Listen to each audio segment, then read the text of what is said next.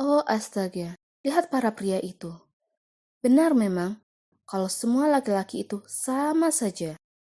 Cuma perlu lihat cewek cantik dan mata mereka langsung berbinar. Hendak kuabaikan orang-orang menyebalkan ini. Tapi kemudian ada pasangan yang berjalan masuk sambil gandengan tangan. Seketika itu juga, para pengacau itu mulai membuat keributan. Lihat, menjijikkan. Lalu mereka pura-pura muntah. Astaga, para ide itu perlu menyimpan sendiri pemikiran kolot mereka. Selamat kawan, kalian baru saja mendapat tempat kalian di urutan ke-99 di buku panduan. Biar kuperlihatkan ke kalian buku panduanku. Di dalam sini, kalian akan temukan segala macam tipe laki-laki. Dari kutu buku, olahragawan seksi, dan pebisnis sukses. Tapi mereka semua punya satu kesamaan. Mereka semua tak baik. Hai, aku Monica, dan aku ini cewek playgirl yang dilatih untuk balas dendam pada para laki-laki. Sejak kecil, aku diajarkan bahwa semua laki-laki itu buruk, dan tugasku sebagai perempuan adalah memberi mereka pelajaran, terutama para homofobia dan playboy. Sekarang yang kurang adalah mangsa ke-100, lalu selesai. Hey sis, rapat keluarga, sekarang. Ups, panggilan tugas. Ibu akan menjelaskan misi terakhir kami. Sekarang, mana buku dan penaku? Ya, mereka berdua adalah kolegaku dan juga kompetitorku. Ada Cindy, adik perempuanku yang impulsif, dan di sebelahnya ada Grace, kakakku yang sangat pintar dan agak lebih dewasa.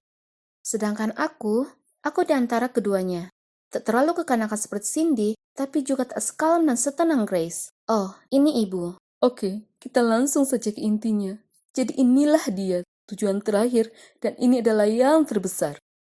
Jadi, kali ini kalian tak bekerja sama, melainkan sendiri. Target kali ini tak akan mudah, tapi kalian semua punya pesona kalian sendiri, dan aku sangat yakin dengan kalian semua. Dan waktunya dimulai sekarang. Dennis Grove. Mari kita lihat. Oh, dia cukup tampan, dan anak dari seorang CEO, juga sangat kaya. Sepertinya dia penakluk perempuan. Jelas. Tapi, kenapa ibu tugaskan dia untuk kami? Maksudku, ibu biasanya biarkan kami tentukan tujuan kami sendiri. Dan juga, kenapa kami harus saling bersaing? Mungkin karena ini adalah target ke-100, jadi ia menjadikannya lebih menantang. Kami semua sayang ibu dan ingin menyenangkannya. Maksudku, siapa yang tak ingin jadi yang terakhir melengkapi buku panduan keluarga ini, ya kan? Aku begadang semalaman membuat rencana aksi. Dari sosial media yang kutelusuri, kutemukan kalau teman Dennis akan mengadakan pesta ulang tahun di sebuah bar di kota besok malam. Jadi, di malam berikutnya, kukenakan gaun merah paling seksi yang kubeli untuk acara khusus ini, lalu jalan masuk ke bar dengan percaya diri. Semua mata tertuju padaku, kecuali Dennis. Permisi? Apa dia pergi ke bar untuk wifi gratis atau apa? Melihat hal itu, kuambil segelas wine lalu dengan perlahan mendekatinya. Tapi tiba-tiba, ada pria asing yang muncul entah dari mana dan menarik tanganku ke belakang. Sayang, kau mau kemana? Minumlah denganku? Pergilah. Aku sibuk. Aku hendak mengalihkan perhatian kembali ke mangsaku saat... Ups, pria asing itu menyandungku, membuatku terjatuh ke lantai. Ini sangat memalukan. Kurasa harus kuakhiri malam ini. Tapi tiba-tiba ada tangan yang muncul di depanku. Aku mendongak dan, itu Dennis? Aku agak terkejut, tapi dengan cepat kupulihkan kepercayaan diri dan biarkan dia membantuku berdiri. Setelahnya, dia menawariku minuman, lalu kami akhirnya ngobrol hingga dini hari. Dan jackpot! Ternyata dia pecinta berat golf seperti halnya aku. Jadi, aku merayunya untuk bergabung dengan klub golf denganku. Bukankah itu langkah yang cerdas? Seminggu kemudian, tiba saatnya hari laporan perkembangan. Satu persatu, kami cerita pada ibu apa yang telah kami lakukan selama ini. Cindy berusaha keras dekati Dennis dengan datang ke aula biliar yang sering didatanginya. Dan layaknya anak kecil yang cenderung impulsif, dia membombardir Dennis dengan banyak pesan di jejaring sosial.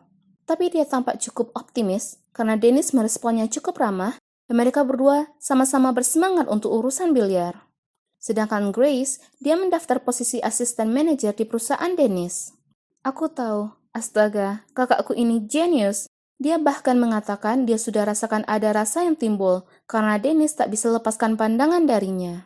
Ibu tampaknya terkesan dengan perkembangan yang kami buat sejauh ini. Semua orang meraih pencapaian tertentu, tapi pastinya aku masih yang memimpin. Bisa kurasakan itu. Aku tak tahu jika aku ini berkhayal, tapi Dennis dan aku jadi kian dekat, dan dia juga telah menunjukkan beberapa sikap peduli terhadapku.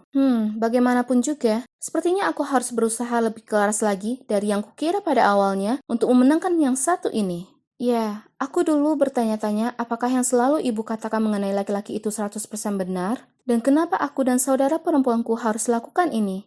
Hingga suatu hari ketika aku berusia 16 tahun, hari itu, aku hendak ke kamar ibuku untuk pinjam beberapa perhiasan untuk lakukan catfishing. Saat kutemukan buku catatan dengan kondisi terbuka ada di lantai. Penasaran, aku mengambilnya dan mengetahui itu adalah buku harian ibu. Dan di dalamnya ada cerita yang tragis. Ibu dulu pernah sangat jatuh cinta dengan seorang laki-laki, tapi kemudian menemukannya sedang bersama orang lain. Lebih parahnya, dia bahkan tak punya kesempatan untuk menemuinya. Sebaliknya, ia langsung menerima pesannya. Aku sudah tahu kebenarannya. Kau bukan perempuan asli. Kita putus. Bukan perempuan asli. Itulah bagaimana Nick menyebut ibuku. Konyol. Hanya karena ibuku adalah transgender. Dia tak lalui semua kepedihan dan sakit hati hanya untuk tidak dihargai seperti itu. Hidup ibuku tragis bagaikan sebuah film. Penasaran, kubuka semua lembarannya mulai dari awal, dan hatiku rasanya benar-benar hancur mengetahui apa yang telah ibu alami. Ternyata, dia dan Nick adalah bagian dari grup berisi 3 orang di SMA, bersama Maureen. Nick dan Maureen adalah sepasang kekasih. Jadi, ibuku yang waktu itu bernama Jack harus merahasiakan cintanya pada Nick dan menuangkannya ke buku harian ini. Sayangnya, Maureen mengetahui rahasianya dan mengungkapnya ke seisi sekolah, yang menyebabkan semua orang menertawai ibu, dan ia harus pergi dengan rasa malu. Setelah beberapa tahun lamanya, ia masih belum bisa lupakan Nick. Jadi, ia putuskan untuk operasi transgender agar bisa kembali padanya dan perjuangkan cintanya. Mereka telah jalani beberapa bulan yang indah bersama, tapi pada suatu hari yang naas, ia mendapati Nick berselingkuh darinya, dan itu tak lain dan tak bukan dengan Maureen. Parah. Bagaimana orang bisa begitu kejam terhadap sesama seperti itu? Ibu adalah orang yang baik, dan berkat dirinya, anak yatim seperti Cindy, Grace, dan aku bisa memiliki rumah. Aku berhutang budi banyak padanya. Itulah kenapa aku ingin berhasil dalam misi terakhirnya dan membuatnya bahagia. Kembali ke misi, semuanya berjalan lancar antara aku dan Dennis. Dia membawaku ke klub golf dan keluar makan malam. Untuk tipe pebisnis yang kaya, aku harus akui kalau dia tak begitu kaku dan serius. Malah, sangat menyenangkan berada bersamanya. Kemudian, dia mengantarku pulang setelah kencan. Dia memegang tanganku dan berkata, Monica, aku sangat senang bisa mengenalmu. Dan aku sangat senang kalau kau bisa datang dan makan malam dengan keluargaku besok. Wah, ini hebat. Maksudku, tugas ini akan jauh lebih mudah karena sekarang aku diundang langsung untuk menjajaki keluarganya. Tapi, tidak. Perasaan apa ini? Aku merasa berbunga-bunga dan telapak tanganku berkeringat. Ini pasti hanya karena tegang akan pertemuan dengan keluarga Dennis, ya kan? Tapi, kenapa aku tak bisa berhenti memikirkan tawanya yang lucu dan matanya yang indah? Dan, oh tidak, kurasa bisa jadi aku punya perasaan betulan padanya. Sejak saat itu, kudapati diriku ingin berteriak dan melempar barang ke Cindy dan Grace tiap kali ku dengar mereka menyombongkan diri tentang betapa dekatnya mereka dengan Dennis. Aku ini gila, kan? Sekarang bagaimana? Aku ini pemangsa atau malah mangsanya? Ya Tuhan, aku sangat gugup. Aku benar-benar tak bisa berhenti gemetaran. Wah, mereka terlihat sangat kaya dan berkelas. Kedua orang tuanya sangat ramah dan segera aku merasa jauh lebih rileks. Kami makan malam dan perbincangan mengalir dengan mudah. Hanya ada satu hal yang terus mengusikku. Nama ayahnya adalah Nick. Tentu ini cuma sebuah kebetulan ya kan? Maksudku, Nick itu nama yang populer. Kurasa ada yang tak beres. Jadi aku tahu aku harus mengatakan sesuatu kepada ibu. Dengan cemas, aku jalan mondar-mandir hingga ku dengar mobilnya parkir di luar. Ibu, apa ayah Dennis adalah laki-laki itu?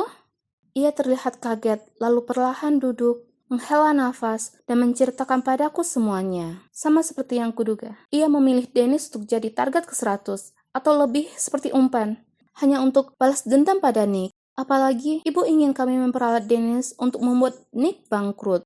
Tapi, apa yang sudah Dennis perbuat? Jika ibu punya masalah dengan Nick, lalu bicaralah dengannya. Kenapa menyeret anaknya yang tak bersalah ke dalam masalah ini? Ibu dan aku bertengkar hebat ketika Cindy dan Grace datang. Apa yang salah denganmu? Berhentilah begitu tergila-gila. Ibu hanya ingin memperalat kita untuk balas dendam pribadi, dan dia tak menyayangi kita sama sekali. Jangan kurang ajar. Kulihat kau sekarang membiarkan emosimu mengacaukan keputusanmu. Nick memperlakukan ibu kita dengan buruk, jadi anaknya pantas menerima ganjarannya. Kau tahu berapa banyak rasa sakit yang diakibatkannya pada ibu? Tidakkah kau ingin memperjuangkan itu?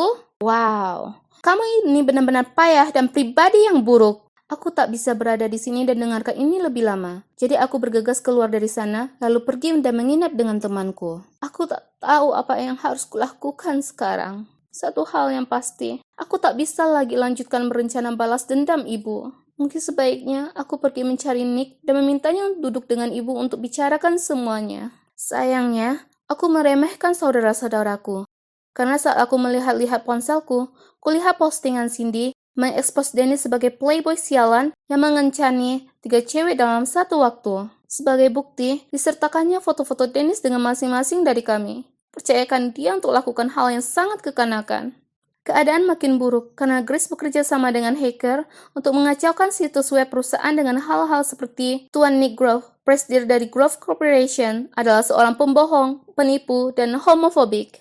Krisis media ini telah menyebabkan keseluruhan perusahaan jadi kena getahnya. Dan sekarang, Dennis menghindari teleponku. Kuarahkan jariku hendak memencet tombol panggil ketika tepat di saat itu, Grace mengirim pesan padaku. Hey sis, sebaiknya tak kau lewatkan momen sakral kita mencentang nomor 100 di buku panduan. Toh, misi sudah selesai. Ayo pulang saja dan berdamai. Ibu sudah menunggu. Tak mungkin kubiarkan mereka lakukan ini. Jadi aku segera telepon Dennis dan tinggalkan pesan suara mendesak yang memberitahu kalau dia perlu cari ayahnya dan pergi ke rumahku sesegera mungkin. Saat ku ajak mereka masuk, mata Mr. Grove dan ibu terbelalak saat melihat satu sama lain. Nick berdiri di sana mematung, sementara ibu cuma minta ia segera pergi. Tapi akhirnya, aku berhasil yakinkan mereka semua untuk duduk dan selesaikan kekacauan ini. Cian, aku langsung tahu kalau kau adalah Jack. Awalnya, aku kaget, tapi kemudian kusadari kalau itu tak jadi masalah karena aku sungguh mencintaimu. Jadi, aku hanya menunggu sampai kau siap beritahu aku. Kau tahu itu? Mustahil. Kita dulunya berteman dekat. Tak begitu sulit untukku menyadari kebiasaan Jack. Lagi pula, wajahmu masih menampakkan ciri lama. Terserah, tapi aku melihatmu bersama Maureen si ular itu, dan kau bahkan punya nyali untuk putus denganku hanya dengan satu pesan sinis. Apa kau tahu betapa banyak rasa sakitku derita untuk mengejarmu? Nick tampaknya benar-benar bingung. Kemudian, semuanya pelan-pelan terungkap sendiri. Jadi, Maureen adalah orang yang mengirim pesan menyakitkan di hari itu. Saat dia tahu tentang ibu dan Nick, dia menyelidiki dan mengetahui kalau ibu sebenarnya adalah Jack. Hari itu, di kafe, ia memohon pada Nick untuk menerimanya kembali, tapi Nick menolak. Jadi, dia membuat beberapa alasan untuk meminjam ponsel Nick, lalu mengirim pesan tersebut untuk memisahkan mereka. Ibuku duduk di sana kaget dan terdiam. Kurasa ia sedang memproses fakta bahwa ia balas dendam ke orang yang salah, dan sekarang telah menyebabkan masalah untuk 2 orang yang tak bersalah. Aku sangat menyesal. Kubiarkan emosi menguasaiku dan membuatku dendam. Aku janji akan perbaiki hal ini. Saya Jean Wilkins, wanita transgender dan mantan dari Nick Grove. Saya mengira dia telah mengkhianati saya, dan ini membuat saya berubah jadi versi pemarah saya, yang lalu terbutakan oleh hasrat balas dendam. Hanya saja, saya salah. Seperti yang kalian tahu, mustahil rasanya jika Nick punya niatan buruk terhadap komunitas LGBT. Karena dia mencintai saya. Sedangkan untuk putranya, Dennis, dia adalah pria yang baik, yang terjebak di dalam konflik. Dia tak pernah hianati siapapun. Jadi tolong, jangan menghakiminya untuk hal yang tak dilakukannya. Saat aku menyaksikan video itu, aku merasa sangat bangga pada ibuku yang berani. Ia sudah lakukan banyak kesalahan, tapi ia mengakuinya di depan publik, yang mana butuh banyak keberanian. Untungnya, video itu berhasil. Perusahaan ini pun pulih, dan nama baik Dennis sudah kembali. Jadi, apa yang terjadi selanjutnya? Nah, aku dan saudara-saudaraku minta maaf ke Dennis dan Nick. Untungnya, mereka berdua laki-laki yang sangat baik dan pengertian. Ibu tak lagi dendam kepada laki-laki, dan ia bahkan mulai kencan dengan pria baik bernama Jacob. Cindy bertemu dengan gadis manis bernama Beverly. yang kalau dipikir sangat bertolak belakang dengannya. Tapi mereka sungguh tampak serasi bersama. Grace masih melajang dan fokus pada karirnya. Dan aku tak akan mengulanginya lagi, karena aku tetap bersama mangsa ini selamanya.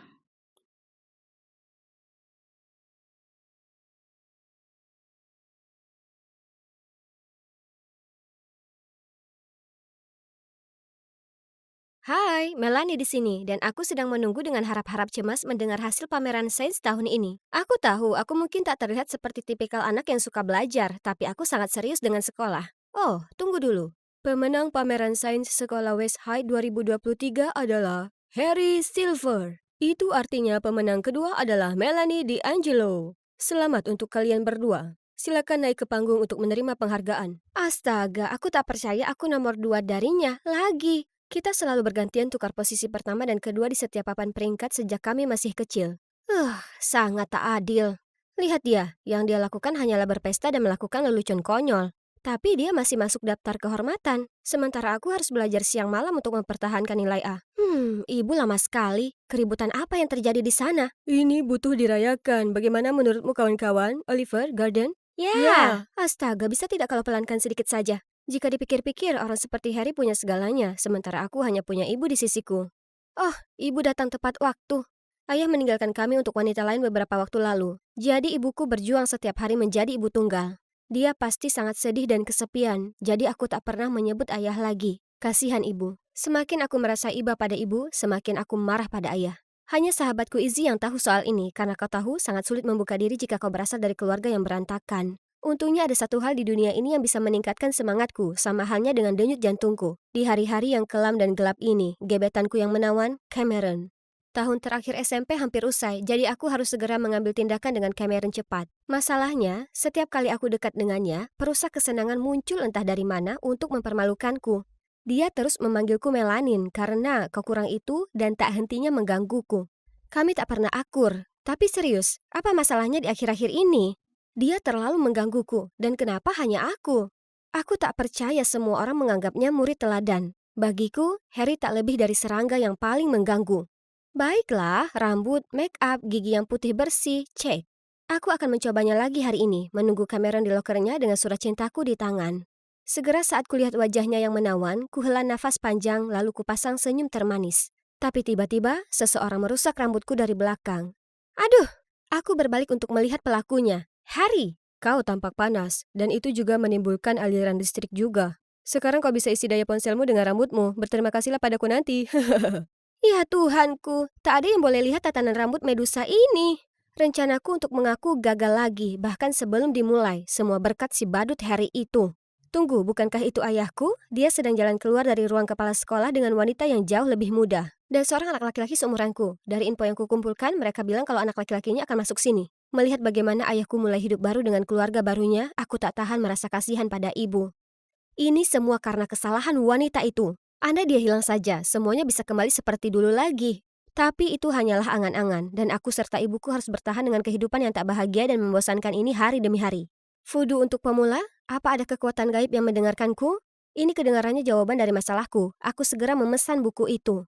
Aku mulai belajar segala jenis mantra dan ritual di dalamnya segera setelah paket itu sampai. Boneka Fudu menarik. Hari berikutnya aku pergi menemui Izzy secepatnya. Hei, aku terpikir untuk gunakan boneka Fudu ke istri baru ayahku agar orang tuaku kembali bersama. Bagaimana menurutmu? Apa itu benar-benar berhasil? Kurasa tidak. Hei, Rabu. Maaf. Hei, hentikan Rabu. Harry Silver, tamatlah riwayatmu. Tapi, tunggu dulu. Kau tahu tidak, kita bisa mencobanya. Harry akan jadi kelinci percobaan yang sempurna. Apa? Dia? Dia hanya bersenang-senang sendiri. Bagaimana kalau Fudu itu benar-benar bekerja? Harry tak pantas menerimanya. Ya, kurasa tidak. Kalau begitu mari kita buat boneka untuk bocah laki-laki kita.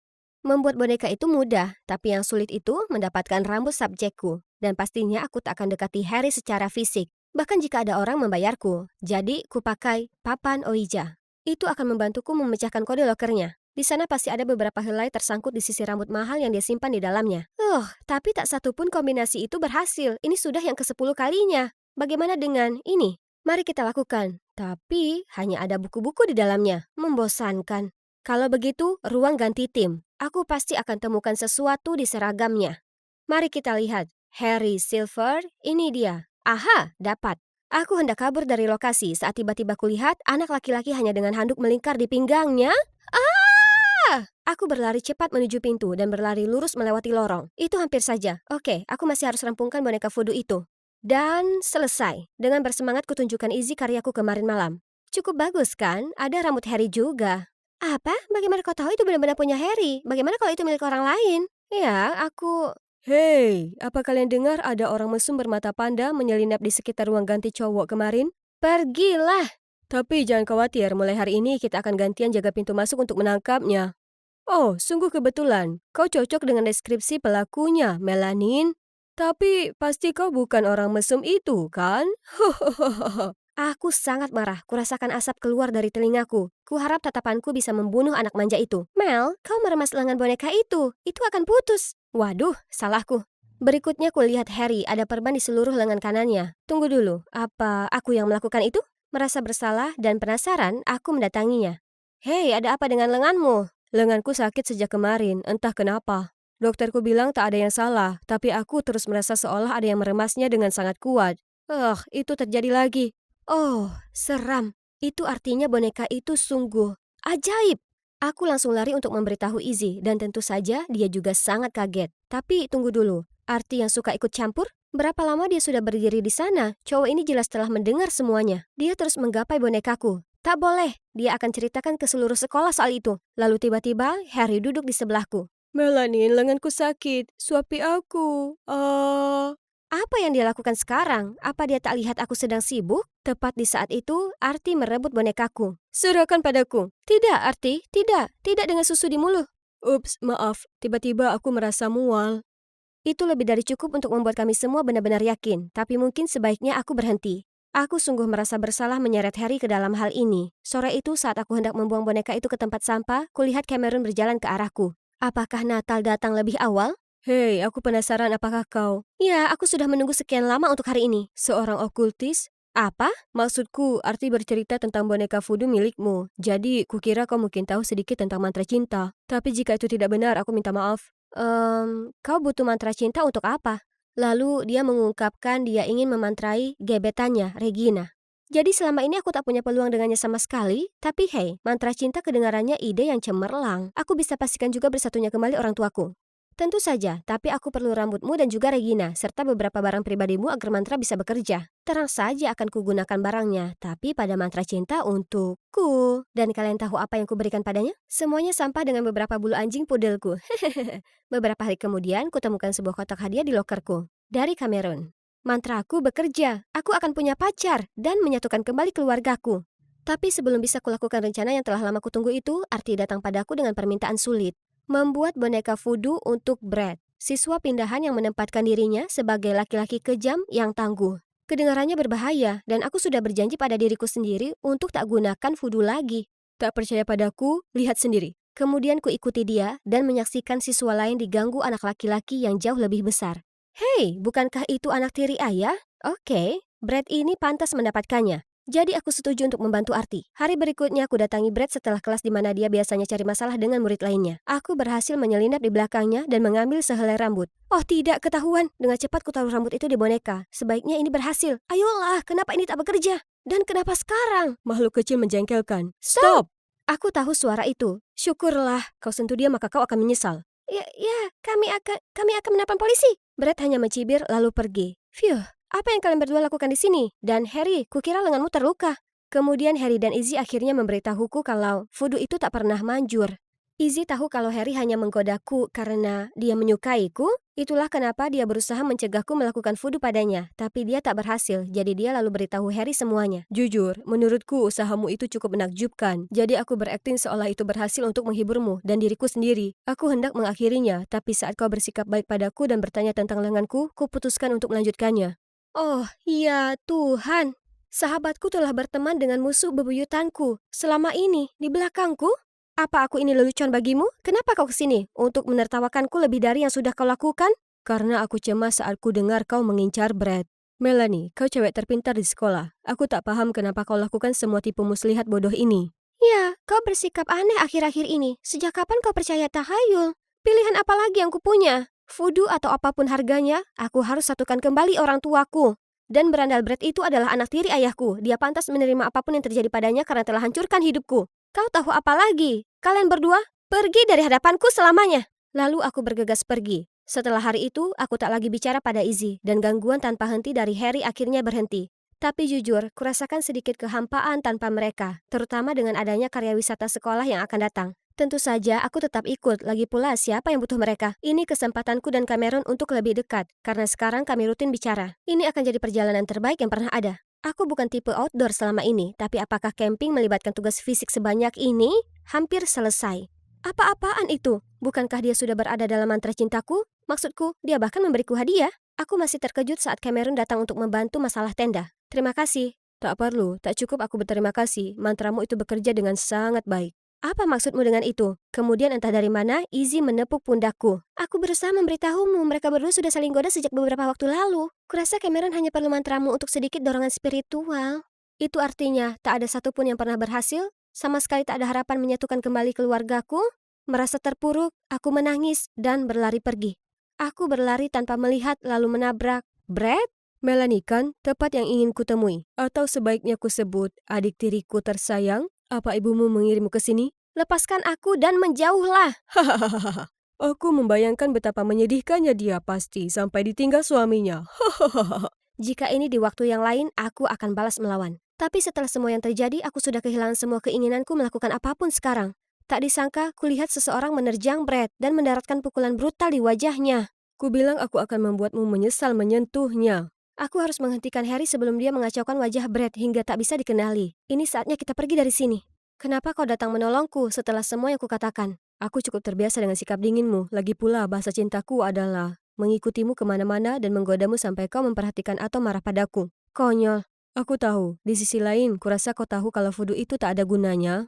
Iya, jadi aku terpikir mantra cinta untuk membuat orang tuaku kembali bersatu. Lalu keluargaku akan menjadi utuh dan bahagia lagi. Tapi sekarang aku tahu, tak ada yang namanya sihir. Kenapa tidak? Sihir itu nyata dan berada dalam dirimu, dan itu disebut memaafkan. Itu tak bisa menghukum mereka yang menyakitimu dan orang yang kau sayang, tapi akan membantumu melepaskan rasa sakit dan penderitaanmu. Apa yang ingin kau sampaikan? Maksudku, tak ada sihir yang bisa membuat ayahmu kembali, tapi suatu hari rasa sakit yang ditimbulkan padamu tak akan lagi terasa sakit. Pada akhirnya, kau dan ibumu akan sembuh dan jalani kehidupan bahagia tanpanya.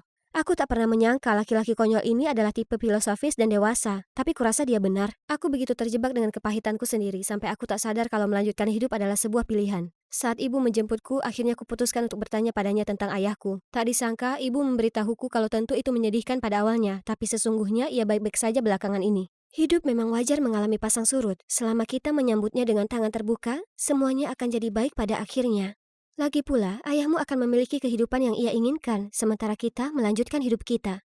Ternyata aku adalah satu-satunya yang mengejar masa lalu selama ini, padahal apa yang sebenarnya aku butuhkan adalah ketenangan. Kata-kata ibu sudah lebih dari cukup untuk mengakhiri masa sulit ini. Tahun terakhirku sebagai murid SMA cukup mengesankan. Brad tak lagi jadi masalah semenjak dia mencicipi kepalan tangan Harry. Apa sudah kuberitahu kalau kami jadi trio sahabat? Paling tidak untuk saat ini. Harry tak pernah hentikan kejahilannya, namun alih-alih merasa jengkel seperti sebelumnya, kurasa dia malah sangat menggemaskan dan menawan. Oh, cium saja sudah. Izzy?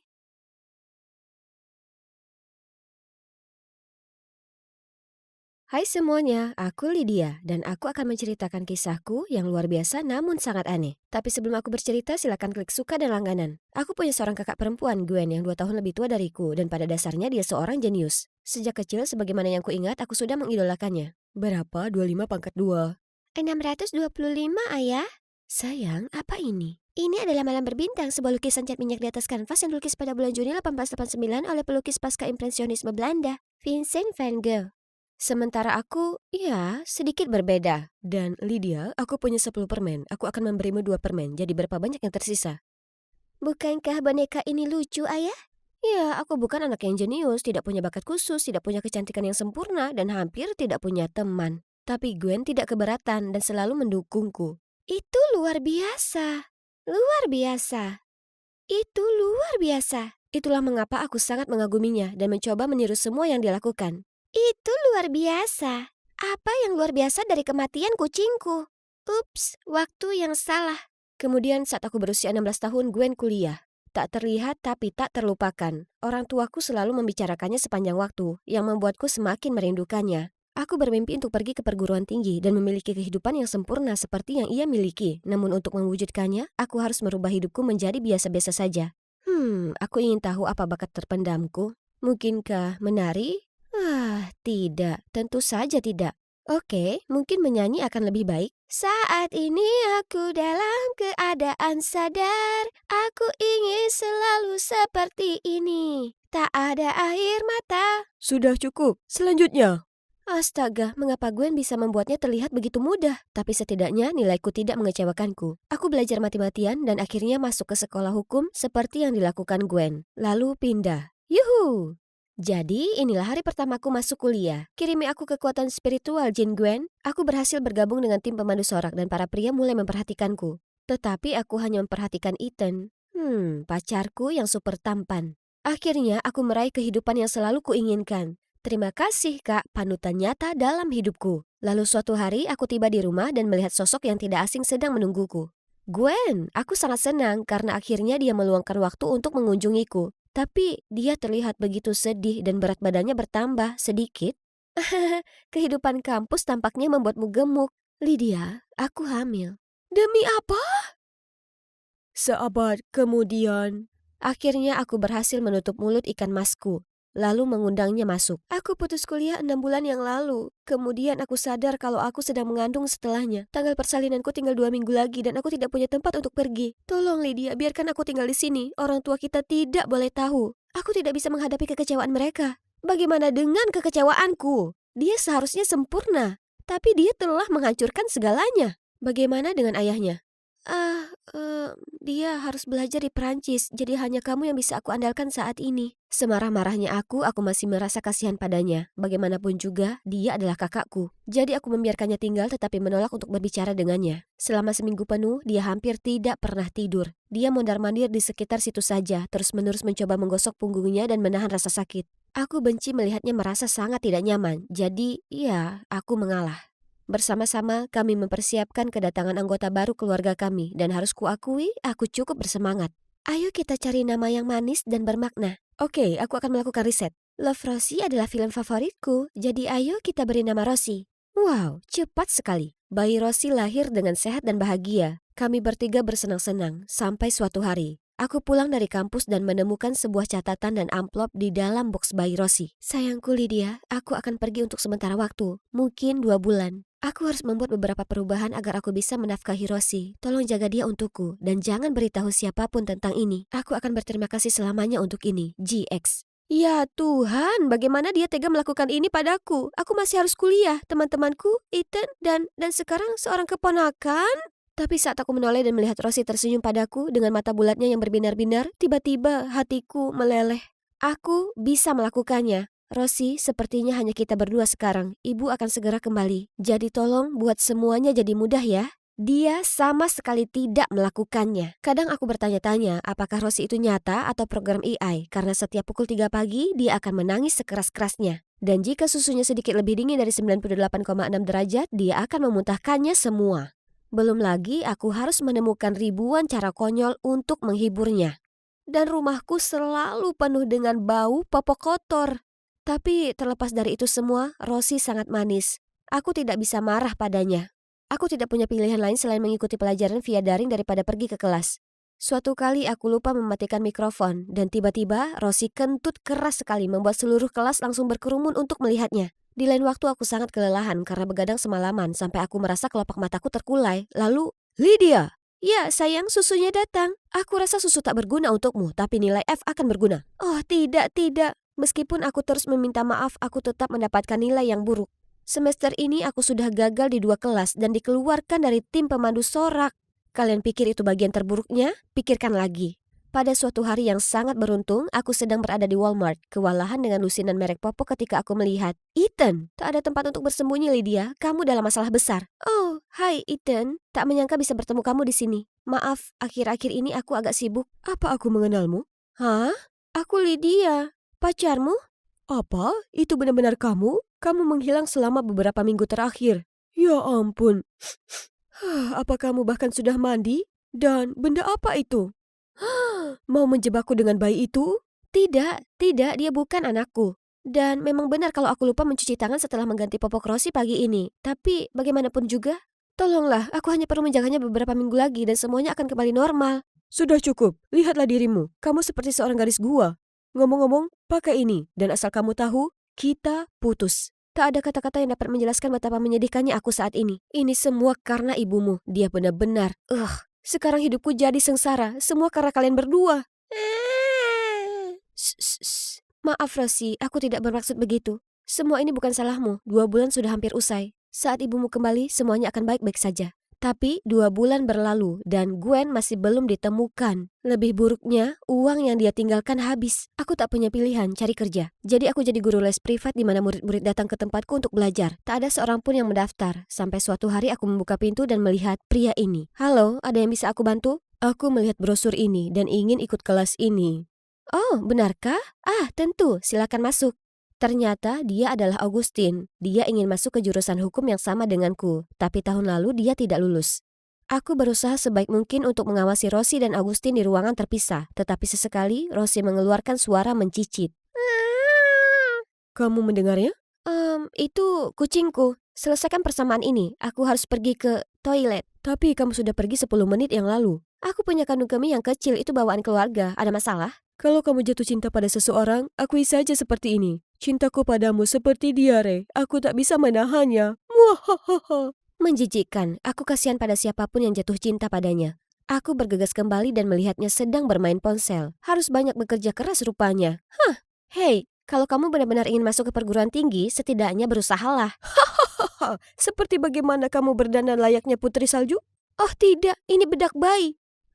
Ini tepung. Aku sedang membuat roti. Aku baru tahu kalau kamu bisa membuat roti di toilet. Tak apa-apa mama muda, tak perlu menyembunyikan bayimu lagi. Tak ada penghakiman di sini. Melihat permainan sudah terbongkar, aku memberitahu Augustin kebenarannya. Anehnya, dia tampak mengerti dan bahkan bertanya apakah dia bisa melihat Rosi. Wah, siapa sangka tuan pelawak bisa begitu pandai dengan bayi?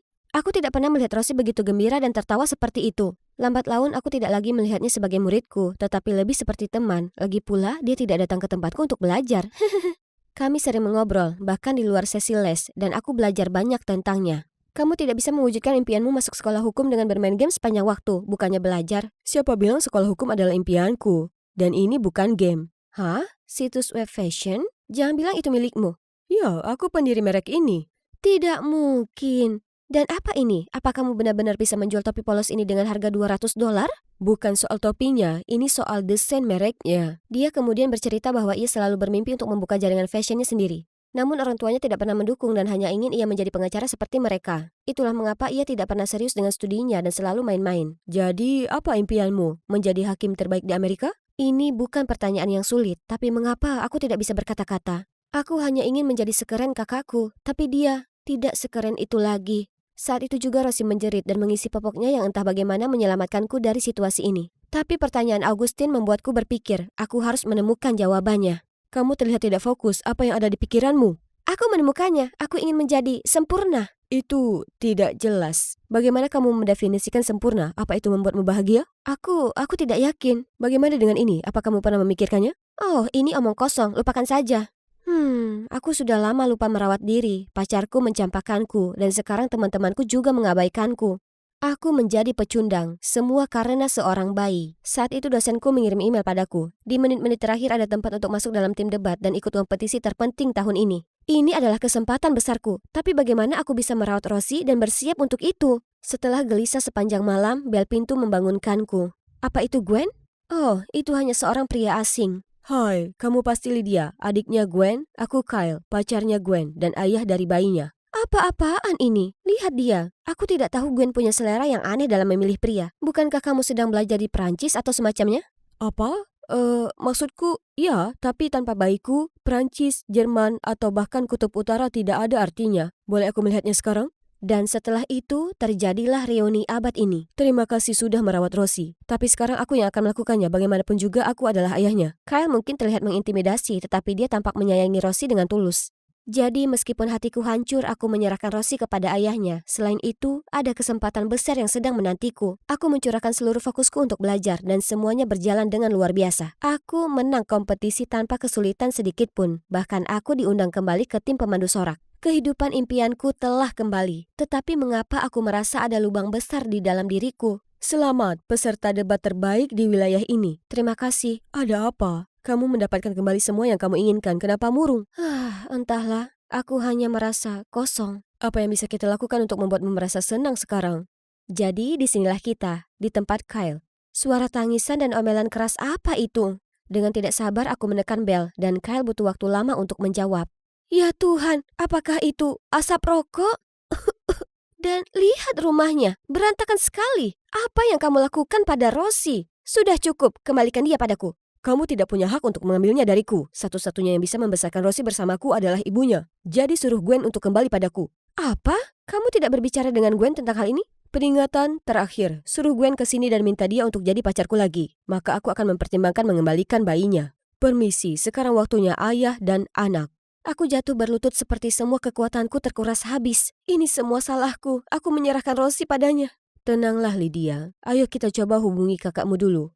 Aku menelpon Gwen jutaan kali, tapi tidak heran dia tidak mengangkatnya. Jadi aku mengiriminya pesan tentang situasi saat ini dan memintanya untuk segera datang. Aku dan Augustine menunggu di luar rumah Kyle cukup lama, dan tepat ketika kami hampir menyerah, Gwen akhirnya muncul. Kami menggedor-gedor pintu, tapi si brengsek Kyle menolak untuk membiarkan kami masuk. Oh, akhirnya muncul juga.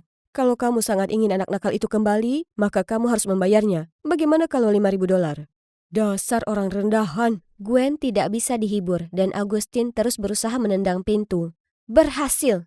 Kami hendak menyerbu masuk, tapi kemudian kami melihat Kyle melarikan diri bersama Rosie dan melompat ke atas motornya. Hubungi 911, kami akan mengurusnya. Dia menuntunku ke motornya dan aku berpegangan erat-erat saat kami mengejar Kyle. Dia melaju sangat cepat dan kupikir kami akan kehilangannya. Lalu tiba-tiba Augustine berbelok tajam ke sebuah gang sempit.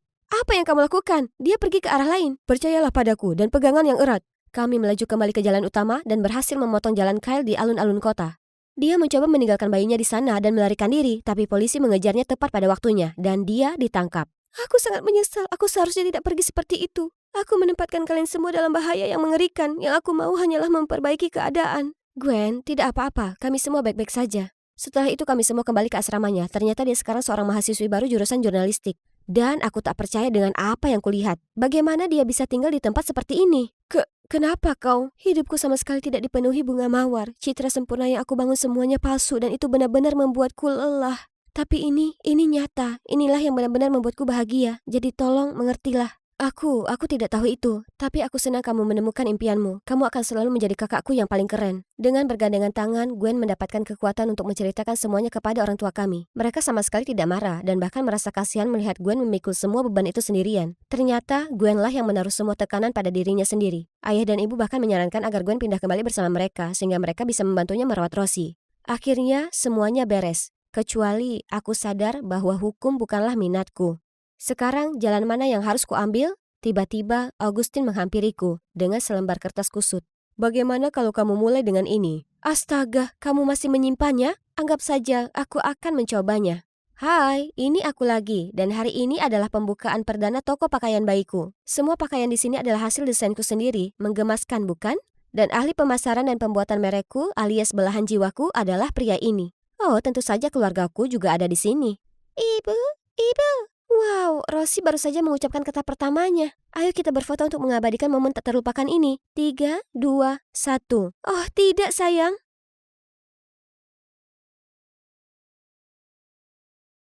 Aku berada di kencan makan malam romantis dengan belahan jiwaku. Tahu betul bahwa suatu hari kita akan berpisah. Tapi aku tak mau aku jatuh cinta padanya. Aku jatuh cinta padamu, dan aku tahu bahwa cinta cuma sebuah teriakan dalam kehampaan, dan kita semua akan hancur, dan akan datang suatu hari di mana matahari akan menelan satu-satunya bumi yang pernah kita miliki, dan aku jatuh cinta padamu. Cut, Eleanor, luar biasa. Iya, itu adalah hal biasa dalam kehidupan seorang aktris. Oh hey, aku tidak tahu kamu di sana. Aku Eleanor dari LA. Kehidupanku sebagai seorang anak sedikit berbeda dari yang lain. Saat mereka dikelilingi oleh boneka dan mainan, aku menjadi pusat perhatian. Menjadi seorang superstar kelihatan menyenangkan pada saat itu, namun kemewahan dan glamornya dunia hiburan lambat laun membuatku lelah. Ibuku tidak pernah mengizinkanku istirahat di sela-sela pertunjukan, jadi tak ada waktu untuk bergaul dengan orang-orang seusiaku. Kalian tahu, aku ketinggalan melakukan hal-hal normal seperti menginap dan pergi ke pesta ulang tahun. Dan sebelum aku menyadarinya, aku sudah disibukkan dengan pekerjaan dan pekerjaan. Sayang, aku punya naskah lain untukmu. Lihatlah. Terserah, Bu. FYI, Yeremia juga ada di acara itu. Serius? Bu, si brengsek tak berperasaan itu selingkuh dariku. Tidak mungkin aku bekerja dengannya. Eleanor, profesional sedikit. Aku sudah menandatangani kontrak. Lagi pula, koleksi Bentley milik ibu masih belum ada koleksi emas berkilau ini. Aku tidak peduli dengan mobil bodohmu. Berhentilah memperlakukanku seperti sapi perah untuk gaya hidup mewahmu, Bu. Ibu kadang sangat keterlaluan. Dia mendiktekan segalanya. Tapi kenapa repot-repot sekarang? Tidak ada dunia hiburan, tidak ada perintah ibu, aku bisa melakukan apapun yang ku mau. Selamat tinggal salad dan halo kue coklat. Namun tiba-tiba sesosok tubuh gelap berlari ke arahku dan merampas tasku. Aku kehilangan keseimbangan, kepalaku terbentur hidran pemadam kebakaran. Dan kemudian semua menjadi gelap. Astaga, kepalaku berputar-putar. Aku membuka mataku dan melihat seorang pria tampan membungkuk di atasku. Hei, kamu baik-baik saja? Apa aku sedang bermimpi? Karena pemandangan ini benar-benar seperti mimpi. Tidak, ini nyata. Kamu ada di panti asuhan. Aku menemukanmu pingsan tadi malam, jadi aku membawamu ke sini. Permisi, panti asuhan? Aku tidak bisa berada di tempat seperti ini. Tapi tunggu, ponsel dan dompetku? Sial, pencuri itu mencuri tasku beserta semuanya. Sepertinya aku perlu menunda sedikit rencana hidup mandiriku. Lebih baik aku menelpon ibu. Hei, ada telepon yang bisa kupinjam? Tiba-tiba, TV menyiarkan laporan hilang. Aktris muda Eleanor Mitchell dilaporkan hilang. Spekulasinya ini aksi publisitas untuk mempromosikan film terbarunya. Namun manajernya menyatakan ini tidak benar dan mendesak siapapun yang memiliki informasi untuk melapor. Cewek itu akan segera muncul kembali saat dia lapar. Apa? Aku bisa saja terbaring mati di tempat persembunyian. Sejauh yang mereka ketahui dan mereka masih mengejekku? Aku sudah selesai dengan semua ini. Selama tinggal dunia hiburan, aku benar-benar meninggalkan dunia yang berubah-ubah itu. Jadi, aku bertanya kepada manajer panti asuhan apakah aku bisa tinggal di sini dan membantu. Saat itu, sekelompok anak-anak dengan ribut berlari ke arahku dan mengelap tangan mereka di bajuku. Tidak, baju channel spesialku. Kak, ayo main bersama kami. Apa aku terlihat seperti pengasuh bagimu? Pergi cuci tanganmu anak-anak kotor. Hush, hush. Kamu seharusnya pergi bermain dengan mereka. Aku lupa tentang itu. Aku menjauh dan menemukan sekelompok anak lain mencipratkan lumpur kemana-mana. Apa mereka melatih sekelompok petani atau semacamnya? Keesokan paginya, suara pekikan aneh ini mengagetkanku. Ini masih jam 6 pagi.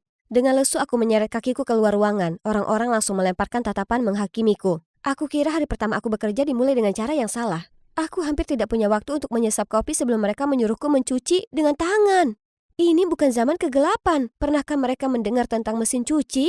Salah satu staf merasa kesal denganku dan mengusirku. Baiklah, aku akan membantu di dapur. Kupas setengahnya. Mudah sekali, beri aku waktu beberapa menit. Voila, aku baik-baik saja kan? Tapi entah kenapa mereka masih marah padaku. Tidak ada pilihan lain, aku menuju ke kamar anak-anak. Tapi tempat ini benar-benar kacau. Aku sungguh berharap aku memiliki penutup telinga. Tiba-tiba, aku merasakan seseorang memegang kakiku. Aku menunduk untuk melihat sepasang mata anak anjing yang lucu. Kak, bolehkah aku mencicipinya? Bagaimana aku bisa mengatakan tidak pada hal itu? Tapi begitu aku memberinya kue, wajahnya berubah menjadi seringai jahat. Gadis itu mengambil sepotong besar dengan tangan kosong, lalu menghantamkannya ke wajah anak lain dan pertarungan kue pun dimulai. Caleb membuka mulutnya untuk mengatakan sesuatu dan sepotong besar kue terbang ke dalamnya. Ya Tuhan, Caleb, apa kamu baik-baik saja? Aku tidak tahu mereka akan mengacaukan kuenya. Kamu melakukan ini? Oh, kamu akan menerima akibatnya. Dia mengambil kue itu dan mulai mengejarku ke seberang ruangan. Apa? Ini sangat tidak profesional. Benar, itu saja. Awas, Caleb. Oke, jadi manajernya tidak terlalu senang dengan kami. Tapi sejujurnya, itu adalah hal paling menyenangkan yang pernah aku alami. Lagi pula, setelah adu kue, anak-anak sepertinya menyukaiku. Setiap kali mereka melihatku, mereka menempel di kakiku dan memintaku untuk bermain dengan mereka. Suatu hari aku sedang berada di taman merawat bunga ketika gadis kecil ini berlari ke arahku sambil menangis. Oh, Labu, ada apa? Bella diadopsi beberapa hari yang lalu, tapi mereka baru saja membawanya kembali. Kasihan, aku hanya bisa menariknya ke dalam pelukan hangat dan menepuk punggungnya. Tahukah kamu apa yang paling didambakan anak-anak di dunia ini? Bukan mainan baru atau pakaian mahal. Mereka hanya menginginkan cinta. Cinta? Aku tidak pernah mengira sesuatu yang begitu sederhana bisa terasa begitu sulit dijangkau oleh anak-anak ini. Kalau begitu, Eleanor ini akan memastikan mereka akan dihujani cinta mulai sekarang. Masih ada beberapa masalah, tapi untungnya aku punya Caleb yang siap membantu. Lalu suatu malam, aku sedang duduk di luar sambil memandangi cakrawala ketika Caleb datang. Dia mencondongkan tubuh ke arahku dan menarik sesuatu dari pipiku. Ups, anak-anak mungkin terjebak saat aku tidur. Itu tanggung jawabmu karena telah memberi mereka buku stiker. Eleanor, aku senang kamu ada di sini. Aku sangat menyukaimu dan aku jatuh cinta padamu. Maukah kamu menjadi pacarku? Wah, aku tidak menyangka hal itu. Tapi Caleb adalah pria yang baik. Jadi bersamanya masuk akal, ya kan? Dan hari-hari berikutnya sungguh luar biasa. Kami semakin mengetahui banyak hal tentang satu sama lain. Oh, ada sesuatu yang mungkin membuatmu terkejut tentangku. Aku dulunya seorang aktris. Oh, aku tidak menyangka. Menurutku dunia hiburan itu agak beracun. Maaf kamu merasa seperti itu, tapi percayalah aku tidak tertarik lagi. Bagus, karena mereka semua adalah orang-orang brengsek sok yang berpikir bahwa mereka jauh lebih baik daripada orang lain. Menurutku itu kasar, tapi dia benar. Bagaimanapun aku sudah menemukan cinta seperti dongeng di sini. Tapi sejujurnya, aku merindukan set yang rumit, kostum yang memukau, lampu studio yang mempesona, dan perasaan berubah menjadi karakter yang berbeda. Jadi terkadang aku memainkan peran putri Disney untuk anak-anak. Namun suatu saat, Caleb menyerang kami. Lihat dirimu, kembali ke cara lamamu. Ayolah anak-anak, ada hal yang lebih baik untuk dilakukan daripada ini. Jantungku berdebar-debar dalam kesedihan. Akting adalah bagian dari diriku. Tapi sepertinya dia tidak akan pernah memahaminya, dan aku juga tidak ingin membuatnya kesal. Jadi, kurasa aku harus mengesampingkan passionku dan hanya fokus pada kehidupan baruku di sini. Suatu hari, saat melompat-lompat menuju taman bermain, aku terpeleset kulit pisang dan hampir terjatuh ketika sebuah tangan yang kuat menangkap punggungku dan membantuku berdiri. Tentunya dia memiliki tubuh yang kuat dan sikap yang sopan. Tapi, siapa orang ini? Aku berterima kasih padanya, tapi dia hanya menatapku. Kamu mirip sekali dengan Eleanor Mitchell. Iya, aku adalah dia. Oh, kamu benar-benar meninggalkan dunia hiburan? Aku pikir itu cuma tipuan media. Apa kesepakatannya? Apakah dia seorang reporter yang datang ke sini untuk menggali informasi? Oh, maaf, hanya bercanda. Tapi apakah kamu serius ingin berhenti berakting? Kamu punya bakat, yang kamu butuhkan hanyalah naskah bagus yang bisa kamu gunakan, bukan naskah buruk yang telah diberikan kepadamu. Hah? Apa itu dianggap sebagai pujian? Ternyata dia adalah Frederick, seorang penulis skenario muda yang datang ke panti asuhan untuk mencari inspirasi dan membantu. Dia bahkan mendirikan teater mini agar anak-anak mendapatkan pengalaman sinematik pertama mereka. Seperti yang kamu lihat, segala sesuatu mungkin terjadi di film, bahkan impian kita yang paling ajaib pun bisa menjadi kenyataan. Aku tiba-tiba teringat mengapa sinema telah memikat hatiku. Ini membuka penonton ke berbagai perspektif dan dunia. Ini adalah bioskop yang aku sukai dan impikan untuk menjadi bagiannya. Dan mungkin itu sebabnya aku tertarik pada Fred. Ia mungkin tampak sedikit main-main, tetapi ketika berbicara tentang film, dia berubah menjadi orang lain. Aku tidak dapat menyangkal bahwa hasratku untuk berakting dihidupkan kembali oleh berbagi yang tulus. Maksudku, semua orang menyukai Fred. Lihat, ya, mungkin tidak semua orang. Baiklah anak-anak, tapi ingatlah belajar adalah prioritas agar kalian bisa memiliki kehidupan yang lebih baik. Akting dan penulisan naskah hanyalah angan-angan, itu tidak nyata. Ya, belajar itu penting, tapi seni adalah tujuan hidup kita yang membina kita dari dalam. Seni tidak ada nilainya. Menginvestasikan uang dalam seni seperti membuangnya keluar jendela. Ada orang yang hampir tidak punya apa-apa untuk dimakan. Kenapa tidak menggunakan uang itu untuk membantu mereka? Astaga cowok ini, mereka tampak siap memulai perkelahian. Tapi aku harus maju dan menghentikan mereka. Setelah hari itu, Caleb dan Fred terus-menerus saling melontarkan tatapan kotor. Aku mencoba menenangkan Caleb, tapi dia marah padaku tanpa alasan. Segalanya menjadi lebih buruk di antara mereka dan aku merasa canggung dengan Fred. Biarkan saja dia, aku tidak ingin masalahnya sampai di antara persahabatan kita. Ngomong-ngomong, aku punya sesuatu untukmu. Dan dia menunjukkan naskah barunya dan meminta saran dariku. Dan coba tebak, naskahnya sebenarnya didasarkan pada kehidupanku di panti asuhan. Dia terinspirasi oleh perjalananku di sini. Naskahnya sangat indah dan aku merasa dilihat dan dipahami meskipun kami baru bertemu belum lama ini. Lalu entah dari mana, Caleb dengan marah berlari ke arah kami. Apa yang kamu lakukan? Dia mencoba menyeretku pergi tetapi Fred menghentikannya. Hei, kamu menyakitinya.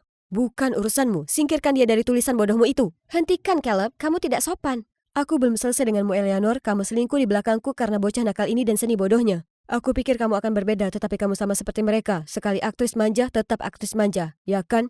Jadi kamu tidak pernah memikirkanku?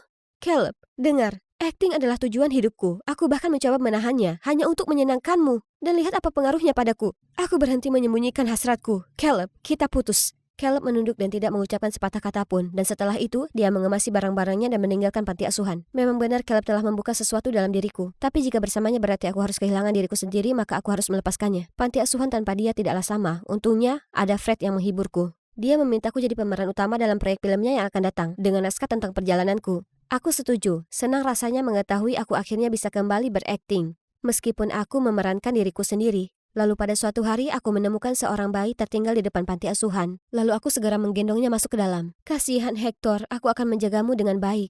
Mama. Benar, ibumu ada di sini. Papa. Aku papamu sekarang, bersama-sama kita akan menjadi keluarga yang bahagia, ya kan Mama? Ya ampun, itu membuat perutku mual. Tapi apakah tidak apa-apa untuk merasa seperti ini setelah semuanya terjadi? Kami segera mulai syuting di panti asuhan dan anak-anak sangat membantu. Rasanya cukup aneh setelah jeda yang lama, namun hal yang membuatku gugup adalah reaksi penonton terhadap film tersebut. Ternyata aku tidak khawatir sama sekali karena tanggapannya sungguh luar biasa. Meskipun kegembiraan itu tidak berlangsung lama, hanya beberapa hari setelah fotoku menggendong Hector tersebar di internet dengan judul "Aktris berubah menjadi ibu muda". Melalui kata-kata mereka, aku muncul sebagai gadis nekat yang hamil dan lari dari dunia hiburan untuk melahirkan. Itu membuat netizen berubah dan melemparkan pandangan jijik ke arahku. Benar-benar omong kosong. Tepat pada saat itu, aku mendapat pesan dari Caleb. Apa ini dunia hiburanmu yang busuk? Jadi dialah yang membocorkan foto itu ke pers. Bagaimana bisa dia setega itu? Aku harus membereskan ini. Hari ini adalah harinya, saatnya menjelaskan segalanya. Hai semuanya, hari ini aku ingin mengumumkan, memang benar aku punya bayi sekarang, dan ayah dari anakku adalah Jeremiah Williamson, mantanku. Semua orang kaget, saat itu seorang pria berbaju hitam berdiri dan menampakkan dirinya. Hah, mangsanya jatuh ke dalam perangkap. Kamu pembohong, semuanya, berhentilah mendengarkan kebohongannya. Oh ya, kalau begitu Jeremiah, kenapa sebenarnya kamu ada di sini? Dia benar-benar terdiam. Itulah yang aku pikir. Sekarang, Joshua, detektif swasta Jeremiah, tolong berdiri. Di antara kerumunan, Caleb dan Pratt memaksa detektif itu berdiri.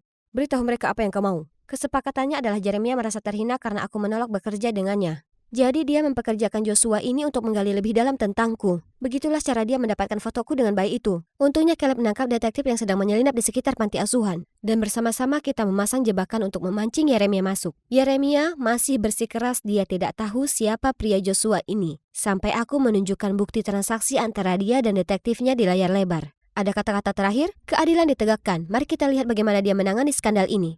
Tepat pada saat itu, aku melihat wajah yang aku kenal di tengah kerumunan. Ibu. Aku sudah lama tidak bertemu dengannya. Sayang, aku minta maaf. Sekarang aku sadar betapa salahnya aku selama ini. Kupikir aku membantu, tapi ternyata aku hanya membekapmu. Tapi kamu siap untuk membuat pilihanmu sendiri. Mohon maafkan aku dan jangan tinggalkan aku lagi. Aku juga minta maaf, Bu, karena pergi seperti itu. Aku tidak bermaksud membuatmu khawatir. Aku memeluknya, air mata mengalir di mataku. Masa-masaku di panti asuhan memberiku pelajaran besar. Keluarga tidak selalu sempurna, tetapi mereka adalah hal yang paling berharga di dunia. Kemudian aku melangkah keluar dan melihat Caleb menunggu di sana. Kacau sekali, ha? Terima kasih sudah membantuku. Jangan bahas itu, sebenarnya aku harus meminta maaf padamu terlebih dahulu. Hari itu aku tidak bisa mengendalikan kata-kataku karena aku cemburu. Maafkan aku. Dan satu hal lagi, aku masih memiliki perasaan padamu. Jadi apa kita bisa? Aku tahu apa yang mau kau katakan. Tapi aku menyadari bahwa kita tidak cocok satu sama lain. Kupikir aku jatuh cinta pada orang lain. Terima kasih sudah baik padaku. Aku bisa melihat kekecewaan di wajahnya, tapi kemudian dia memberiku senyuman pengertian. Entah dari mana, anak-anak itu melompat ke arahku dan mendesakku untuk melihat lukisan mereka. Mereka membawaku kembali ke panti asuhan dan masing-masing memegang tulisan. Hai Eleanor, kamu adalah gadis paling istimewa yang pernah kutemui. Maukah kamu jadi pacarku? Fred muncul di hadapanku dan mengulurkan sekuntum mawar. Jadi Eleanor, bagaimana? Oh, wow. Bagaimana menurutmu anak-anak? Itu jawabannya. Iya, aku mau.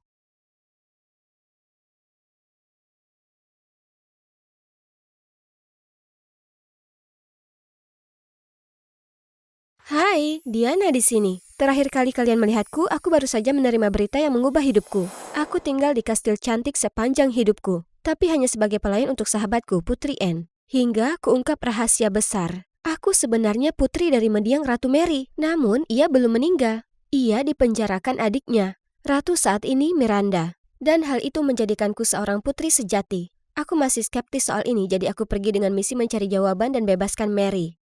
Kutemukan teman dalam diri Harry, sopir pengantar barang untuk kastil yang menunjukkan padaku kondisi miskin kebanyakan orang di kerajaan yang kami tinggali. Tapi masalahnya, tak kuberitahu siapapun identitasku hingga kuterima hasil DNA, mengkonfirmasi hubunganku dengan Ratu Mary. Kenapa selama ini kau sembunyikan ini dari kami, rakyatmu?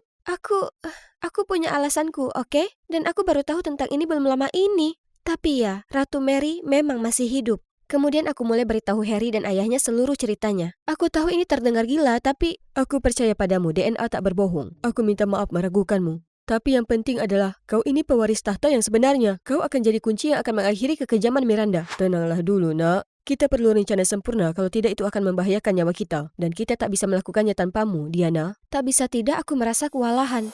Takdir seluruh negara sekarang ada di pundakku dan aku tak yakin apa aku siap. Aku butuh waktu sebentar untuk jernihkan pikiran, jadi aku jalan melewati jalanan kota untuk melihat pemandangan yang memilukan hati. Kumohon Diana, bantu kami. Persediaan kami akan habis. Dan segera kami harus bayar upeti ke istana. Bulan depan adalah penobatan Putri Anne. Aku tak tahu harus berkata apa ke mereka. Aku tak bisa janjikan aku akan berhasil. Astaga, aku hanya perlu waktu sejenak pergi dari semua ini. Aku menyelinap ke bukit dan tak lama, Harry menemukanku. Kau tak apa, aku minta maaf kami memberi banyak tekanan padamu. Ketahuilah bahwa kau tak berhutang apapun ke kami. Dan terserah jika kau ingin melakukan ini atau tidak. Aku sungguh menghargai itu. Tapi ya, aku tahu aku harus lakukan ini. Hanya tak yakin bagaimana. Jangan khawatir, oke? Kita akan cari jalan keluar bersama. Sejenak di sana, aku lupa segalanya saat menatap matanya yang berbinar. Tapi ini bukan waktunya, Diana. Kugelengkan kepala dan saat kubuka lagi mataku, lampu-lampu dari area aristokrat menyala. Saat itulah aku tersadar. Hei, ayo kita minta bantuan ke daerah para bangsawan. Mereka punya sumber daya lebih dari yang mereka butuhkan. Kami sudah coba itu, tapi setiap kali mereka mengirim anjing pemburu untuk mengusir kita. Jadi mereka sama korupsinya dengan Miranda. Kalau begitu kita harus rebut saja dari mereka. Mari kita kumpulkan orang-orang. Pagi berikutnya semua orang berkumpul di alun-alun. Aku sudah melatih pidatoku sepanjang malam dan aku siap. Para penduduk kerajaan kita, dengar aku baik-baik. Bangkit dan rebut kembali apa yang jadi milik kalian dari para bangsawan dan Miranda sang diktator. Kita tak bisa terus tunduk dan bertahan dengan hal ini lagi. Kita harus bersatu dan melawan mereka untuk sumber daya kita. Tapi kita bukan pejuang, mereka akan segera jatuhkan kita. Itu tak akan terjadi, jumlah kita mengungguli mereka jauh. Kita bisa kalahkan mereka jika kita mau. Jadi, apa kata kalian? Tak ada yang menjawab, mereka semua terlihat cemas dan meragukan kata-kataku. Tepat saat itu, beberapa bangsawan yang sedang berjalan dengan anjing pemburu mereka lewat. Hei, apa yang kalian pikir sedang lakukan? Bubar, segera. Lalu mereka lepaskan anjingnya yang menyala ke kerumunan. Orang-orang mulai berteriak ketakutan. Ku coba sebisa mungkin menenangkan mereka dan mengungkap kebenaran. Tak bisa kalian lihat? Orang ini dan ratu hidup dalam kemewahan karena mereka merampok makanan, kekayaan, dan harga diri kita. Apa kalian tahu daging sapi yang susah payah kalian besarkan dipakai untuk apa? Untuk memberi makan anjing-anjing ini. Sementara yang kalian dapat adalah roti berjamur dan kering. Dan kalian terima begitu saja? Apa kalian mau habiskan seluruh hidup kalian tunduk pada orang-orang berdarah dingin ini? Kutahan napasku saat mereka bergumam satu sama lain. Kemudian mereka berdiri tegak, kuat, bersama. Pergi dari kota kami, kalian tak punya kuasa lagi atas kami. Mereka berteriak ke bangsawan, memaksa mereka dan anjing mereka mundur. Orang-orang bersorak saat mereka tinggalkan alun-alun kota. Aku dan Harry saling pandang, tahu kalau kita harus bertindak sekarang. Jadi kami bawa orang-orang menuju penyimpanan makanan para bangsawan untuk rebut kembali semua yang jadi milik mereka. Berita tentang kudeta kami dengan cepat sampai ke Ratu Miranda, yang menerbitkan surat perintah penangkapanku ke seluruh negeri. Aku harus waspada di mana saja aku pergi, tapi untungnya para warga juga menjagaku. Seperti saat para prajurit mendatangiku, Aaron, pemilik toko bunga, menyuruhku untuk sembunyi di gerobak bunga. Saat mereka mendekat, dia menjawab, Tak ada seorang pun di sini kecuali aku, kalian bodoh. Sekarang minggir dari jalanku. Lalu lanjut mendorong gerobaknya pergi, meninggalkan para prajurit itu kebingungan. Di waktu lain aku sedang kabur lagi dari para bangsawan. Lalu kereta itu mendekat. Supirnya menyuruhku naik, lalu memberiku seragam dan kumis palsu. Dan voila, kami membuat bingung para bangsawan itu. Tapi ada begitu banyak lagi pengalaman seperti itu dengan antek-antek Miranda. Cuma masalah waktu sebelum mereka menangkapku. Jadi kami harus gulingkan Miranda sebelum itu terjadi. Di waktu yang sama, kami juga perlu sumber makanan yang stabil untuk orang-orang. Aku tahu dana istana seperti punggung tanganku, jadi kami susun rencana untuk menyelinap masuk. Dan kami harus beraksi sebelum upacara penobatan. Saat Anne seharusnya naik tahta. Jika tidak, Anne hanya akan jadi boneka Miranda, dan negara ini akan menanggung kekejamannya beberapa dekade lagi. Ini satu-satunya kesempatan kami karena keamanan istana akan paling rentan karena semua orang akan berkumpul di kapel mempersiapkan penobatan. Ini waktunya untuk mengakhiri ini sekali untuk selamanya. Malam sebelum penobatan, kami menyelinap ke kastil sesuai rencana. Kupimpin sekelompok orang menyamar sebagai pembantu turun ke penjara bawah tanah untuk selamatkan Ratu Mary. Sementara Harry memimpin sisanya ke gudang penyimpanan untuk menguasai penyimpanan makanan terbesar di istana agar musuh menyerah sepenuhnya. Tapi saat kami tiba di penjara bawah tanah, Miranda sudah ada di sana. Diana, apa yang kau lakukan di sini? Lari, sekarang. Diamlah, Kak. Aku sedang menunggu keponakanku. Bagaimana kau tahu aku di sini? Apa kau sungguh percaya kau bisa lakukan rencana pengkhianatan yang bodoh ini tanpa sepengetahuanku? Kurasa kau sungguh tak lebih dari pembantu dungu. Penjaga, bawa mereka keluar. Aku berbalik dan melihat para penjaga menyeret Harry dan timnya keluar sel. Para penjagaku sudah menangkap krumu yang lain di gudang. Ini waktunya mengakhiri pemberontakanmu yang konyol. Kau Kecuali kau lebih suka mereka diusir saja dari kerajaan. Lakukan yang kau mau denganku. Tapi biarkan orang-orang ini. Miranda menyeringai mendengar kata-kataku dan memerintahkan penjaga menjebloskanku dan yang lain ke sel. Kumohon Miranda, dia tak layak membusuk di sini. Kau masih belum bisa hilangkan kebiasaan bertele-tele itu setelah bertahun-tahun, Kak? Kau tak akan bisa lolos dari ini. Kau sudah menekan rakyatmu sendiri hingga melampaui batas. Suatu hari, segera mereka akan bangkit dan menggulingkanmu. Kata-kata yang besar untuk anak kecil yang manja. Biar ku tebak, kau bahkan tak menyadari kalau partnermu sendiri adalah tangan kananku, iya kan? Apa? Kau Harold? Kau bohong. Tak mungkin. Harry? Kenapa kau berdiri saja di sana? Katakan sesuatu. Tapi dia hanya berpaling dengan rasa malu. Jadi ini benar? Dia berpura-pura berada di pihak rakyat selama ini? Bagaimana dengan keluarganya? Aku minta dia menyerahkanmu sebagai ganti jaminan keamanan keluarganya dan pasokan makanan seumur hidup. Dan dia setuju. Dia tak punya kewajiban padamu sekarang. Dia sudah bertunangan dengan Putri Anne. Bertunangan? Kau akan punya waktu seumur hidup di penjara bawah tanah untuk memikirkan itu, anak manja. Harold, ayo pergi. Aku kebingungan saat tiba-tiba ku dengar suara yang tak asing bergema melalui penjara bawah tanah. Diana, di mana kau? Anne, apa itu kau? Aku lurus di depan. Di sana kau rupanya. Aku sangat khawatir saat kau tiba-tiba menghilang. Maaf tak bisa cerita semuanya padamu. Tak apa, aku baru dengar semuanya sejak ku ikuti para penjaga yang menarik Harold ke bawah sini. Tapi kau jangan khawatir, aku bisa memohon ibuku untuk membebaskanmu. Dengan syarat kau dan ibumu tinggalkan negara ini dan tak pernah kembali lagi. Kenapa? Kau tak benar-benar berpikir kau mampu melawan ibuku, ya kan? Tak ada akhir dari semua ini, Diana. Aku tahu, tapi dengan bantuanmu kita mungkin bisa membalikan keadaan. Kita harus berjuang untuk apa yang kita percayai, Anne. Kau masih ingin hidup sederhana dan membuka toko roti, ya kan? Ini kesempatanmu. Tapi dia ibuku. Bagaimana mungkin aku melawannya? Kumohon Diana, dengarkan saja aku. Tidak, Anne. Aku tak bisa lakukan itu pada semua orang yang menderita di luar sana. Kita lebih baik berada di sini selamanya daripada bebas dan bersikap seolah Miranda tak melakukan semua kejahatannya. Kurasa mulai sekarang kita berpisah jalan. Selamat tinggal, Anne. Anne menangis, lalu pergi. Aku terkulai lemas di sudut sel yang sunyi senyap. Apa yang kupikirkan kalau aku bisa membuat perubahan? Dan sekarang ku kecewakan semua orang, Ratu Mary, Stella, Harold, Anne, dan semua. Kurasa aku tak sanggup lakukan ini lagi. Jangan menangis sekarang, sayang. Ini bukanlah akhir. Aku bahkan tak tahu lagi. Tak ada jalan keluar. Harry pasti tahu aku tak mungkin berhasil. Jadi dia berganti pihak. Benar kan? Begitu juga Anne. Tidak, mereka mungkin punya alasan sendiri. Tapi mereka lakukan yang mereka lakukan dan itu bukan salahmu. Aku tahu sulit bagimu, tapi kau harus tetap semangat. Tak ada waktu untuk menunjukkan kelemahan. Meskipun aku rasa tidak bisa, aku bertekad untuk berusaha. Pagi sekali besoknya, sekelompok lain dipimpin ayah Harold tak diduga muncul untuk menyelamatkanku dan Ratu Mary. Bagaimana kalian tahu kami di sini? Harry menghubungi kami kemarin malam dan meminta bantuan. Jadi disinilah kami. Kau lihat? Tak hanya aku, tapi juga rakyat percaya padamu. Aku seketika paham kenapa Harold harus berpura-pura berada di pihak Ratu Miranda kemarin. Dia punya rencana cadangan selama ini. Sekarang kami harus pergi untuk menghentikan upacara penobatan sebelum semuanya terlambat. Saat kami tiba, Anne sudah berjalan untuk menerima mahkota.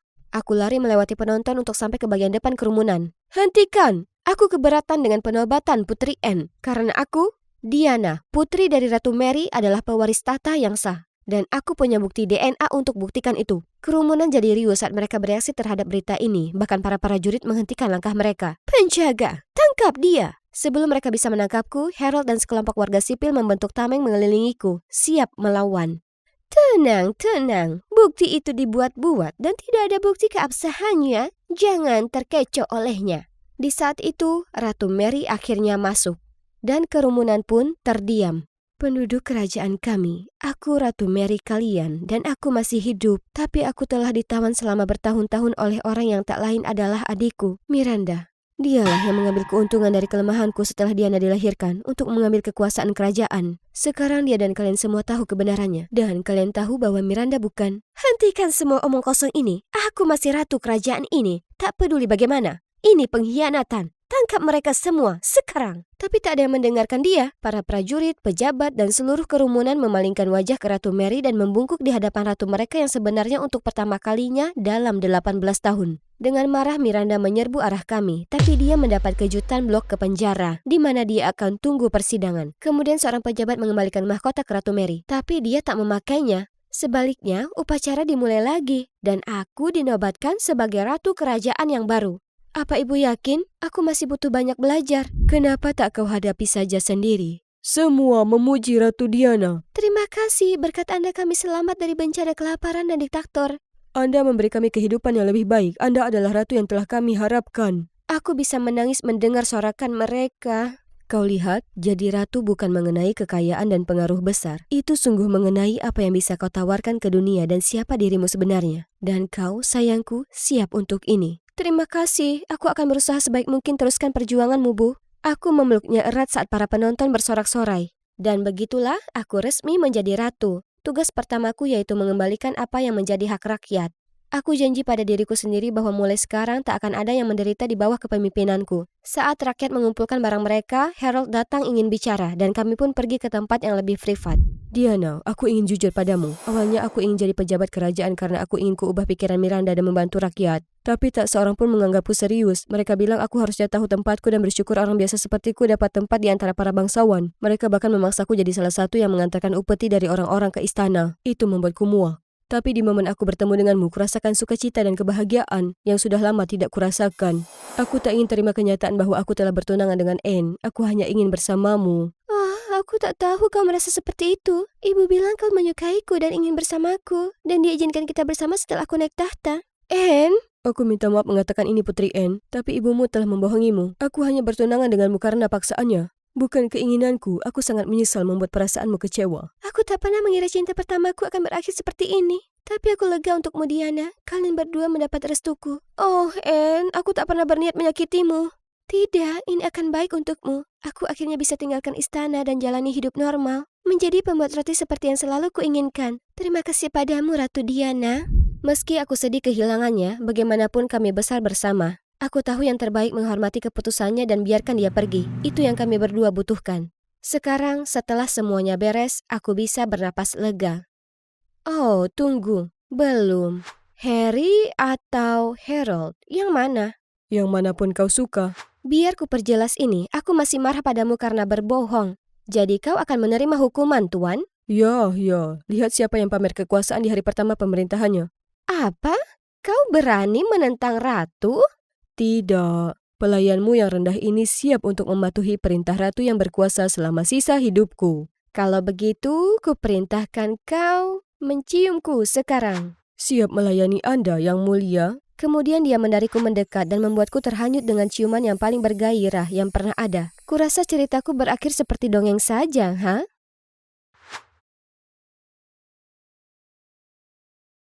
Aku dan Jody menyeret kaki kami yang sakit di lorong setelah seharian mencari di setiap sudut mall ini. Oh, kakiku lemas. Kurasa aku tak bisa jalan lebih jauh lagi. Siapa yang membuat iklan tanpa mencantumkan toko resmi? Aku tak percaya kita sudah memasuki 10 toko dan tak bisa menemukannya. Ayo kita coba toko terakhir ini. Jika dia tak di sini berarti kita naik Uber dan pulang. Kami masuk ke toko dengan seutas harapan terakhir. Dan di sanalah dia, duduk dengan anggun di rak.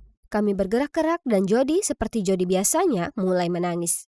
Dia sangat cantik. Kami akhirnya menemukan dia, koleksi boneka Baby Stella. Kami segera membawa Stella ke kasir, lalu berjalan keluar dari toko seperti juara dunia memegang trofi, menyadari semua orang menatap kami seperti orang gila, seolah kami peduli. Hai, aku Lea dan ini sahabatku Jody. Aku udah lama kenal dia. Kami tumbuh bersama di lingkungan yang sama. Selama aku dan Jody bersama, tak ada yang penting apapun yang kami lakukan. Hari ini baru saja kami dapat boneka untuk lengkapi koleksi boneka kami. Hanya itu yang penting. Tak mudah temukan orang yang punya hobi aneh sama seperti kita, ya kan? Jody itu jago segalanya, dan dia selalu mendukungku menjadi versi lebih baik dari diriku. Seperti saat dia jadi kapten tim renang dan selalu mendorongku untuk bergabung dengan tim, dan ternyata aku sebenarnya suka sekali berenang. Hari berikutnya, kami datang ke kolam untuk bertemu Di, anggota tim kami yang melakukan gaya punggung dengan sempurna. Kerja bagus, Di. Kemudian dia mengumpulkan kami dan mengumumkan kompetisi renang indah yang akan datang. Dan sewajarnya, Jody mengamankan satu posisi, dan posisi yang lain pun tergantung dirinya. Pak, mudah saja, itu Lea. Aku tahu kalian berdua sangat dekat, tapi ini butuh lebih dari itu.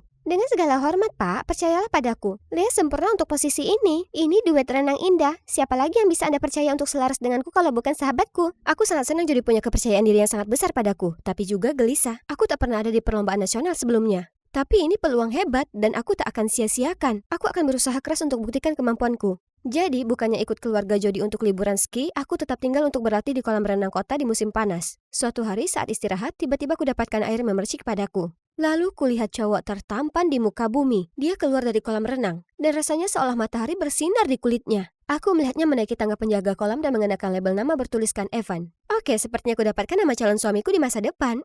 Dan sekarang waktunya tunjukkan apa yang istrinya mampu lakukan. Kemudian kutunjukkan gerakan terbaikku, tapi dia hampir tak melihatku. Jadi aku tahu apa yang harus kulakukan.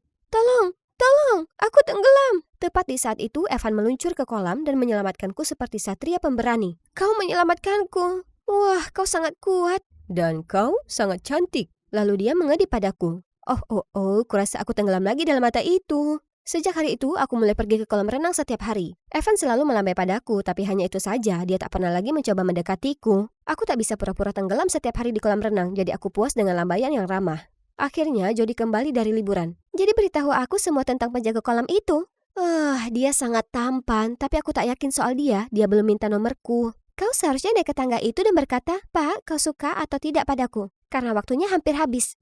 Itu jelas apa yang akan kau lakukan. Pastinya, seperti kemarin, aku sedang di mall dengan ibuku dan kulihat anak laki-laki, Mark, di kios es krim. Dia sangat menawan. Aku jalan ke arahnya, mengambil ponselnya, memasukkan nomorku dan menyuruhnya untuk menelponku. Dan dia melakukannya malam itu. Wah, akankah itu berhasil dengan Evan? Hanya ada satu cara untuk mengetahui. Hari berikutnya, kukumpulkan keberanian dan jalan lurus ke Evan. Hai, Lea kan? Iya, bagaimana kabarmu? Baik, hei, ayo naik ke kursi penjaga. Ada tempat teduh di sana. Dia membantuku naik ke atas sana. Sebenarnya, aku ingin bicara denganmu lebih awal, tapi super sibuk di sini beberapa hari terakhir. Kau tahu? Oh, itu dia. Aku duduk di samping Evan saat dia memperhatikan dengan cermat semua yang terjadi di kolam renang. Kami ngobrol, kami tertawa, dan aku bahkan merasakan jemarinya menyapu jemariku. Bicara dengannya sangat menyenangkan sampai-sampai aku lupa misi hari ini, meminta nomornya. Baiklah, kita punya banyak waktu untuk ini. Tapi itu semua sirna saat aku ke kolam hari berikutnya. Dan dia tak di sana selama beberapa hari setelahnya. Tak ada tanda-tanda keberadaannya. Dia datang dan pergi seperti mimpi. Membuatku sakit karena demam cinta pertama. Iya, dia yang rugi. Padahal dia punya sepanjang musim panas untuk mengajakmu keluar. Salah dia. Ya, tapi seharusnya aku ajak saja dia keluar seperti saranmu. Ayolah, lupakan dia. Sekarang mari kita fokus ke masalah penting. Ulang tahunku, seperti biasanya itu akan jadi acara terbesar sebelum sekolah dimulai. Dan kalau tidak, Mark akan jadi pendampingku. Oh, Mark yang menawan datang. Tak sabar bertemu dia. Seperti yang Jody jelaskan, orang tuanya tak tanggung-tanggung. Pestanya penuh dengan teman-teman di sekolah dan beberapa lingkup sosialnya yang belum pernah kutemui sebelumnya. Tapi di tengah-tengah mereka ada. Untuk sesaat rasanya bagaikan mimpi. Seolah sudah kuhabiskan sepanjang musim panas memimpikan wajah ini. Evan ada di sini segar bugar. Aku hendak menemuinya saat itu. Kau datang, Lea. Temui Mark. Mark, ini Lea, sahabatku. Apa? Pikiranku berputar-putar. Jadi, Evan juga adalah Mark, cowok yang selama ini dibicarakan Jody sepanjang musim panas? Bagaimana bisa saat Jody meluangkan waktunya ke tamu yang lain? Kuseret dia ke sudut. Evan, apa yang kau lakukan di sini setelah menghilang selama ini? Dan Mark, ada apa dengan nama ini? Sebenarnya namaku Mark. Pihak kolam renang terlalu pelit untuk membuat label nama baru untukku. Jadi mereka menyuruhku pakai yang lama milik pegawai sebelumnya. Dan aku cuma ambil pekerjaan penjaga kolam di musim panas. Keadaan jadi sedikit sibuk, jadi aku lupa beritahu kamu. Aku tak pernah berniat menyakiti gadis cantik sepertimu. Apa? Tidak. Kau tidak boleh menggodaku lagi. Sahabat menyukai cowok yang sama. Sungguh drama yang tipikal. Tidak, sahabat lebih utama. Jody bersamanya, jadi lebih baik aku jaga jarak. Itu benar, tak ada cara lain. Dengan keputusan yang telah dibuat, ku coba menahan hatiku yang terluka untuk tidur. Hingga esoknya di sekolah, aku sedang mengambil barang-barangku di loker saat seseorang mengejutkanku. Hei Lea, senang bertemu denganmu lagi. Evan? Mark? Kenapa kau di sini? Aku sekarang di sini. Sekarang aku bisa berenang dalam matamu yang indah setiap hari. Sampai ketemu lagi, cantik. Itu tak baik. Lea, apa yang terjadi? Kenapa Mark memandangmu seperti itu? Oh, sial. Dia melihat itu? Itu saja. Lebih baik dia mendengarnya dariku bukan dari orang lain. Aku membawanya ke tempat sepi dan menjelaskan semuanya kepadanya. Raut wajahnya tak meyakinkan. Jadi maksudmu Mark itu Evan, si penjaga kolam? Kalau gitu mari kita ke kolam memeriksa. Aku sudah bilang padamu, dia tak bekerja di sana lagi. Kita bisa tanya Mark saja langsung. Permisi? Bertanya padanya? Maaf, aku tak sepertimu bertanya pertanyaan macam ini. Apa maksudnya itu? Aku hanya lihat kau membuat alasan untuk mencuri pacarku. Berhentilah delusional. Apa? Bicara soal delusi? Mark belum menjadi pacarmu. Kita lihat saja siapa yang bisa mendapatkannya. Tantangan diterima, Besti. Aku tak percaya apa yang kudengar. Jody selama ini menganggapku seperti itu? Aku datang ke sekolah keesokan harinya melihat Jody dan teman-temannya yang lain berbaris di aula. Mark, biarkan senyum ini terus ada di wajahmu karena when you smile, the whole world stops and stares for a while. Joey yang klasik, tapi hal yang mencolok tak menarik. Lalu kudatangi mereka dan pura-pura pingsan di pelukan Mark dan kegagahannya menangkapku sebelum tahu apa yang terjadi. Oh, kau selamatkanku lagi. Bagaimana caraku membalas budi, sayangku? Aku bisa lihat api berkobar di mata Jody. Saat makan siang aku ke kantin dengan Mark. Aku bisa rasakan ada jarak di antara waktu kami berpisah. Tapi menyenangkan bisa bicara dengan Mark garis miring Evan lagi. Tapi Jody entah dari mana duduk di sampingnya. Hai Mark dan Lea. Perhatikan makananmu Mark. Apa kau tahu dia pernah begitu laparnya sampai dicurinya makanannya dari teman kencannya saat dia ke kamar mandi? Jadi apa kau tahu kalau Jody terbiasa menghabiskan kalkun utuh saat Thanksgiving? Dia kencing di kolam renang minggu lalu. Kau tahu itu? Hei, itu cuma tak sengaja dan kau membakar tas Gucci ibumu dan menyalahkannya pada saudara laki-lakimu. Tidak sebenarnya kau yang masih butuh ibumu menyanyikan Nina Bobo tiap malam. Astaga, kuharap pemilihan Presiden Amerika bisa seseru perkelahian cewek-cewek. Terlalu frustasi, kubeberkan semua rahasia yang kami simpan bersama sejak kami kecil, hingga guru-guru menghentikan kami. Kami harus bersihkan setiap sudut kolam renang sebagai hukuman. Biar kami bantu, Jody. Terima kasih, Besti. Ya, Besti pantatku. Dan seperti itulah Perang Dunia Ketiga berlanjut. Seluruh sekolah mulai bisik-bisik soal dua teman yang terkenal di sekolah yang jadi saling menyalak. Sana pergi tanya ratumu dulu. Suatu hari, Mark datang mencariku dan kami bicara sebentar. Aku minta maaf, kurasa aku harus bertanggung jawab atas apa yang terjadi antara kau dan Jody. Tidak, itu bukan salahmu. Ini cuma masalah cewek, kau tahu? Kemudian entah dari mana, Jody menyerbu masuk. Itu kau yang merobek konsep presentasi renangku untuk pelatih, ya kan? Omong kosong apa yang kau bicarakan? Konsep itu tepat di sana di atas meja, tapi saat kau datang, itu hilang. Kami temukan ini di dekat lokermu. Apa ini? Ini secari kertas dari konsep Jody? Aku belum pernah melihatnya, apalagi merobeknya. Kulihat dengan mataku sendiri. Jangan kau berani menyangkalnya. Tapi aku dengan Mark sepanjang waktu, aku tak lakukan ini. Aku baru saja datang, jadi aku tak yakin. Kau cukup dengan kebohonganmu. Kau tak lagi diterima di tim kami. Pergilah. Apa? Kau tak bisa. Jangan lupa aku ini pasanganmu di kompetisi yang akan datang. Tentu saja aku bisa. Aku kapten tim dan dia akan jadi pasanganku. Semua terjadi begitu cepat. Kepalaku berputar-putar. Apa yang terjadi? Aku tak pernah lakukan hal seperti itu. Tapi Mark? Kenapa Mark tak membela aku padahal dia tahu aku tak bersalah? Apa semuanya sepadan dengan memperjuangkan cowok itu? Sekarang aku merasa aku kehilangan semuanya. Sahabatku, posisiku dalam renang. Saat semua sudah buruk, ibu mengetuk pintu kamarku dengan berita yang sangat mengerikan. Hei, apa yang terjadi antara kau dan Jody? Tak ada. Tak ada? Lalu kenapa dia membakar boneka-bonekamu? Apa?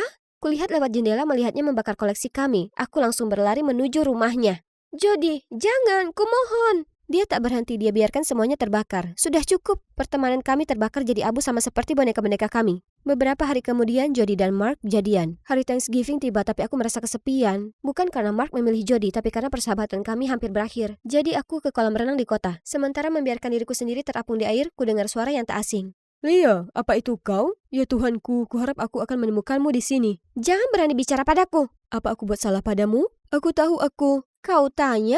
Kau lupa yang kau lakukan padaku beberapa hari lalu? Tapi aku masih di Swiss hingga kemarin. Ternyata dia pergi sekolah militer di Swiss dan hanya kembali saat liburan. Dan Mark sebenarnya adalah kembaran Evan. Jadi aku sudah ditipu selama ini? Berita itu sangat mengejutkanku. Semua emosi yang tertahan mengalir bersama air mata. Semua emosi Evan menarikku ke pelukannya dan mendengarkan tiap kata. Aku minta maaf, saudaraku pasti sudah main-main denganmu. Aku akan mengatasi ini, aku janji. Beberapa hari kemudian Evan memintaku datang ke kafe dekat sekolah untuk bicarakan kebenaran yang dia tahu. Kami melangkah ke dalam melihat Jody duduk di sisi dengan pacar barunya dan sahabat barunya. Aku hendak pergi tapi Evan menarikku kembali. Percaya padaku ya. Lalu dia menggandeng tanganku dan mengantarku ke mereka. Saat melihat Evan, Jody tak bisa menyembunyikan rasa kagetnya. Hah? Kau terlihat seperti pacarku. Ya, aku saudara kembarnya. Ya kan, Di? Kau juga mengenalnya?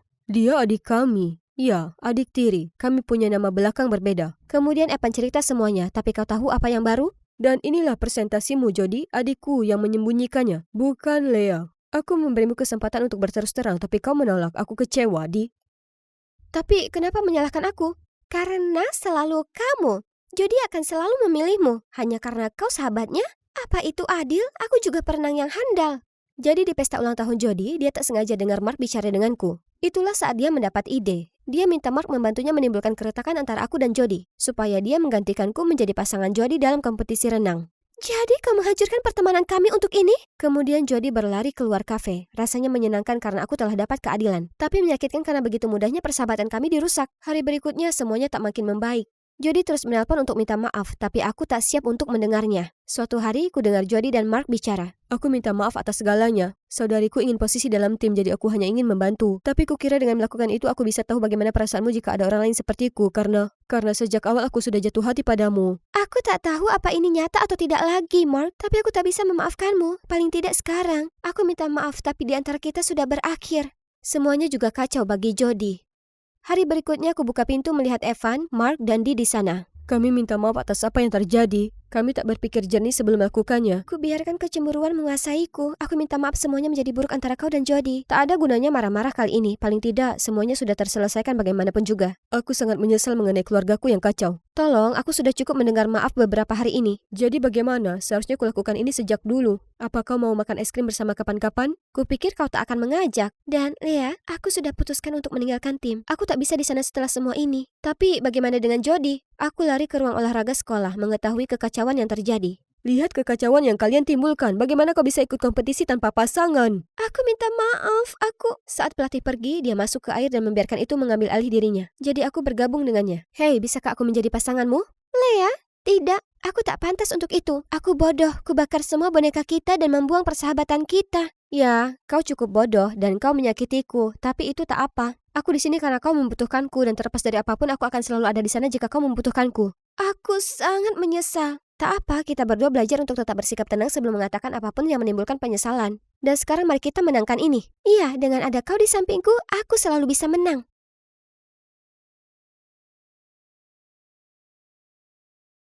Saat itu hari Sabtu di klub lingkunganku. Kulihat teman-temanku sedang ngobrol, jadi aku segera mendekat bergabung. Bagaimana dengan Walmart? Walmart? Kalian nongkrong di sana? Boleh aku ikut? Aku suka sekali melihat barang di dinding. Hah? Kenapa semua orang melongo padaku seperti alien? Oh, Walmart. Ya, aku hanya bercanda. Silakan bersenang-senang di sana. Kalian mungkin mengira apa cewek ini tinggal di balik batu? Bagaimana mungkin dia tak tahu Walmart? Ya, sekarang aku tahu. Hai, aku Jasmine, anak satu-satunya dari pengusaha hotel terbesar di New York. Besar dalam keluarga kaya, aku terbiasa dengan pesta mewah dan berada di sekitar keluarga kaya. Itulah gimana aku bertemu teman-temanku, Kathy dan Ashley. Putri dari rekan bisnis orang tuaku. Aku mungkin punya gaya hidup yang istimewa, tapi sebenarnya aku paling senang saat aku kerja di studio seniku. Aku punya akun Tumblr anonim di mana aku bagikan beberapa lukisan cat minyakku yang terbaik. Di sana aku ngobrol dengan salah satu penggemarku ini, Daniel. Dia sungguh keren, dan dia juga suka sekali seni. Tapi yang terhebat dari semua itu, aku baru tahu kita akan masuk SMA yang sama. Yeay! Kado saat tahun ajaran sekolah dimulai, aku minta bertemu Daniel secara langsung.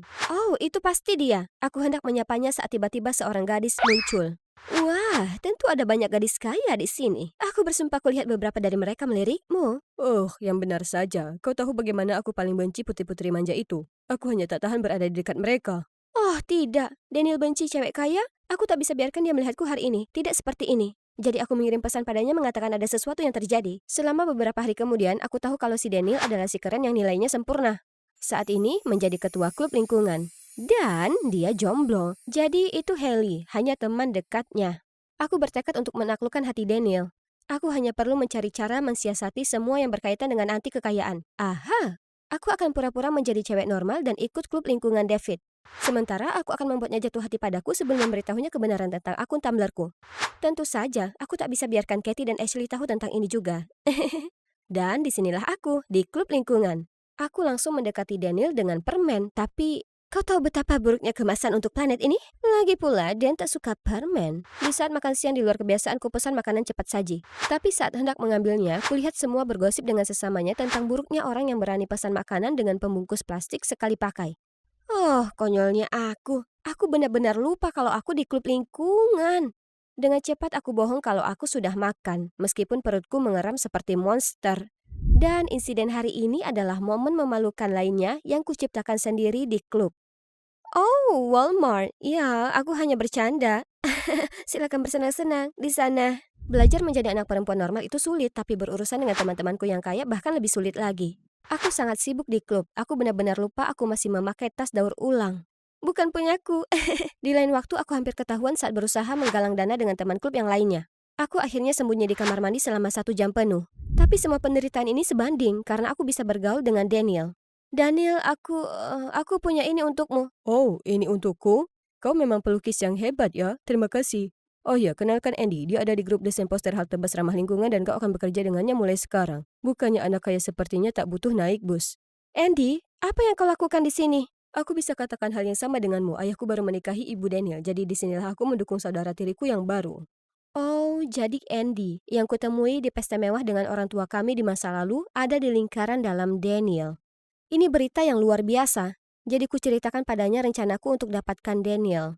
Jadi, ada kemungkinan kau membantu cewek ini? Tentu, aku selalu ingin Daniel punya pacar kok. Dia benar-benar perlu sedikit bersantai. Sejak saat itu, Andy mulai mengajariku tentang hidup biasa. Pernah dia bersikeras mengajakku ke taman hiburan untuk pertama kalinya. Memangnya kenapa orang-orang naik bus? Kenapa mereka tak naik mobil saja? Tak semua orang mampu membeli mobil, Jess. Jadi, kapan bus akan menjemputku? Bus tak datang padamu, kau harus pergi ke halte bus. Hah? Halte bus? Apa itu? Itu sudut dengan kursi duduk, kau akan lihat. Bus itu padat dan ada bau unik datang dari suatu tempat di belakangku. Mana sampahnya dan handuk panasku? Jess, ini bus, bukan pesawat. Kau tak mendapat semacam itu di sini. Kemudian bus tiba-tiba tersentak dan aku terlempar ke depan. Tapi Andy menangkapku di lengannya. Aku mengintip ke arahnya dan jantungku hampir berhenti berdetak. Dia tampak sangat tampan dari sudut ini. Akhirnya, kami sampai di taman hiburan, dan ternyata taman hiburan itu sangat menyenangkan. Aku terus memutar-mutar cangkir teh hingga aku merasa pusing, dan melempar bola ke tumpukan kaleng. Di perjalanan pulang, Andy bersikeras ikut mengantri panjang untuk mencoba taco. Aku tak pernah menunggu begitu lama untuk makanan sebelumnya, tapi oh ya ampun, rasanya lebih enak daripada makanan kelas Michelin Star. Yang terbaik dari semuanya, Andy juga bantu aku mendekati Daniel. Aku sangat gugup. Pohon-pohon ini banyak daunnya ya. Maksudku semua pohon memang berdaun, kecuali saat musim dingin pohon-pohon tak begitu berdaun. Kau ini kombinasi yang pas antara imut dan aneh. Astaga naga, dia pikir aku ini imut. Aku bersiap untuk ciuman pertamaku yang manis saat Haley menyela dan mulai membuat Daniel bosan dengan membahas suatu proyek. Kemudian di hari itu, Haley menarikku ke sudut. Siapa kau dan kenapa kau ikut klub ini? Aku hanya orang yang gemar dengan lingkungan dan pencinta alam. Cewek ini ada di mana-mana, menjadi obat nyamuk antara aku dan Daniel. Tapi tak apa, karena Andy mengundangku ke rumahnya untuk mengerjakan poster untuk klub. Dan maksudku, aku bisa dengan nyaman bertemu Daniel di sana juga. Oh, beberapa lukisan di sini luar biasa. Aku tak menyadari kalau Andy adalah penggemar seni. Kami mendiskusikan beberapa artis kesukaan kami. Kemudian kutunjukkan beberapa lukisan terbaikku di akun Tumblrku. Wow, aku bisa katakan kau benar-benar berbakat dalam membaurkan transisi. Sebenarnya aku bercita-cita jadi seniman, tapi saat ibu meninggalkanku dan ayah untuk berkeliling dunia dan mengejar impian melukisnya sendiri, aku tak ingin membuat ayah lebih sedih lagi dari sebelumnya, jadi aku berhenti melukis. Kukatakan padanya untuk mengejar mimpinya, apapun yang terjadi dan mengundangnya ikut denganku di studio seni kapanpun dia mau. Tiba-tiba terasa sangat panas di sini. Aku perlu segelas air sebelum aku meleleh.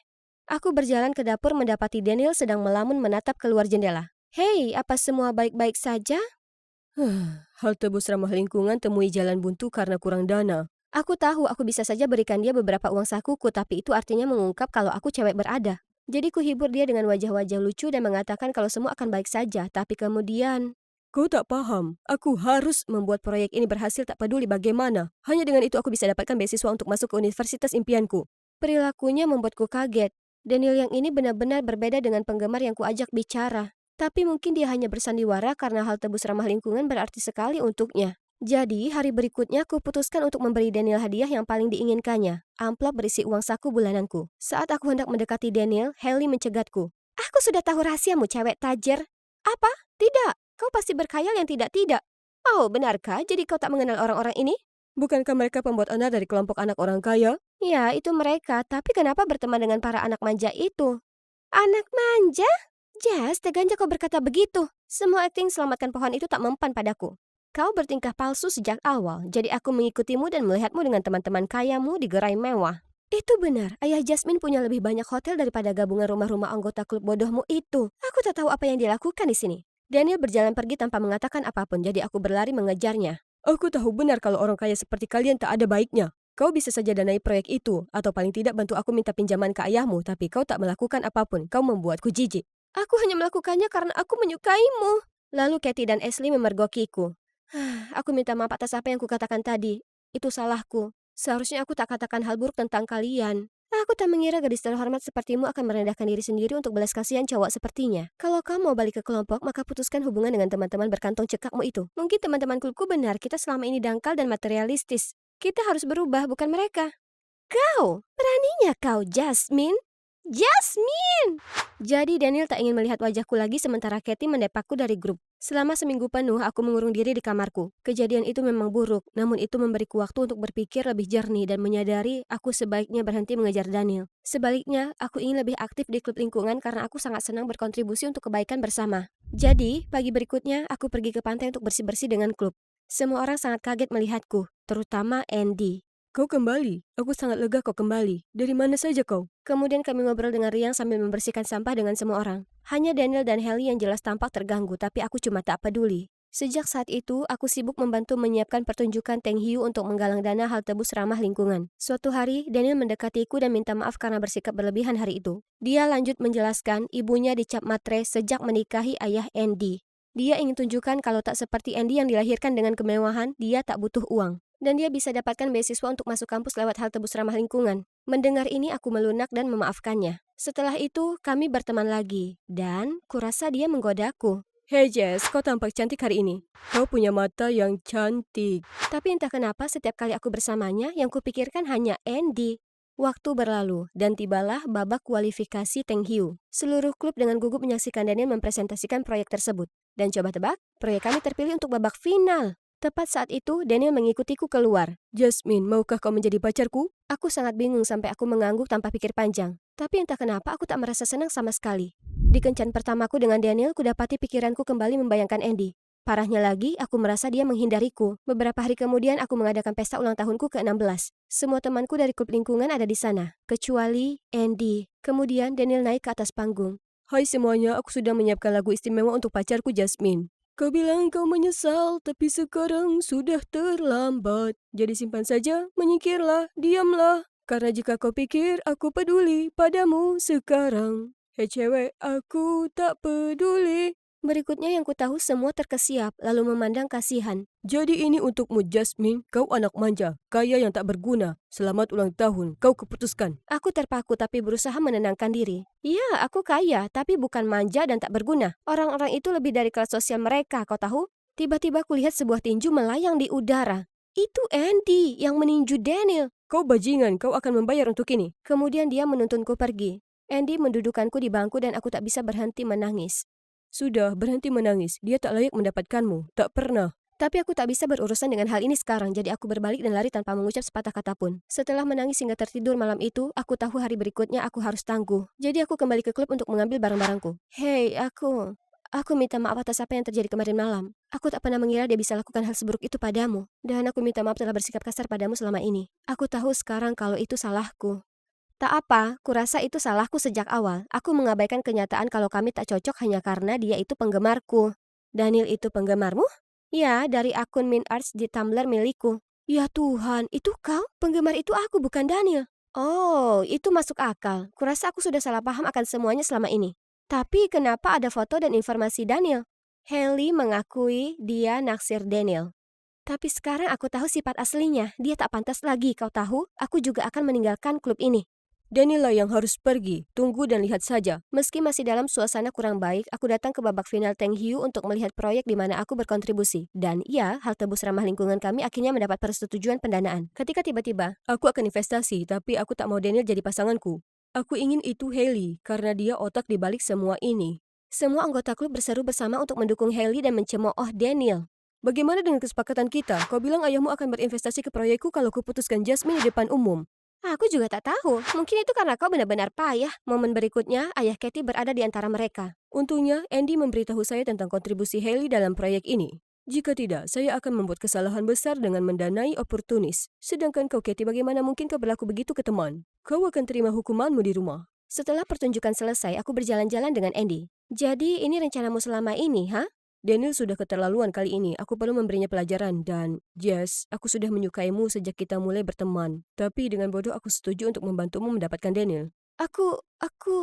Ini begitu mendadak. Aku tak tahu, Andy. Aku janji menjagamu sejak saat ini. Tolong beri aku kesempatan. Andy, sebenarnya Aku juga menyukaimu, tapi diriku yang bodoh ini terus memberitahu diriku untuk mengejar Daniel dan selama ini aku sering memikirkanmu. Tapi aku cuma butuh waktu. Itu saja yang perlu aku tahu.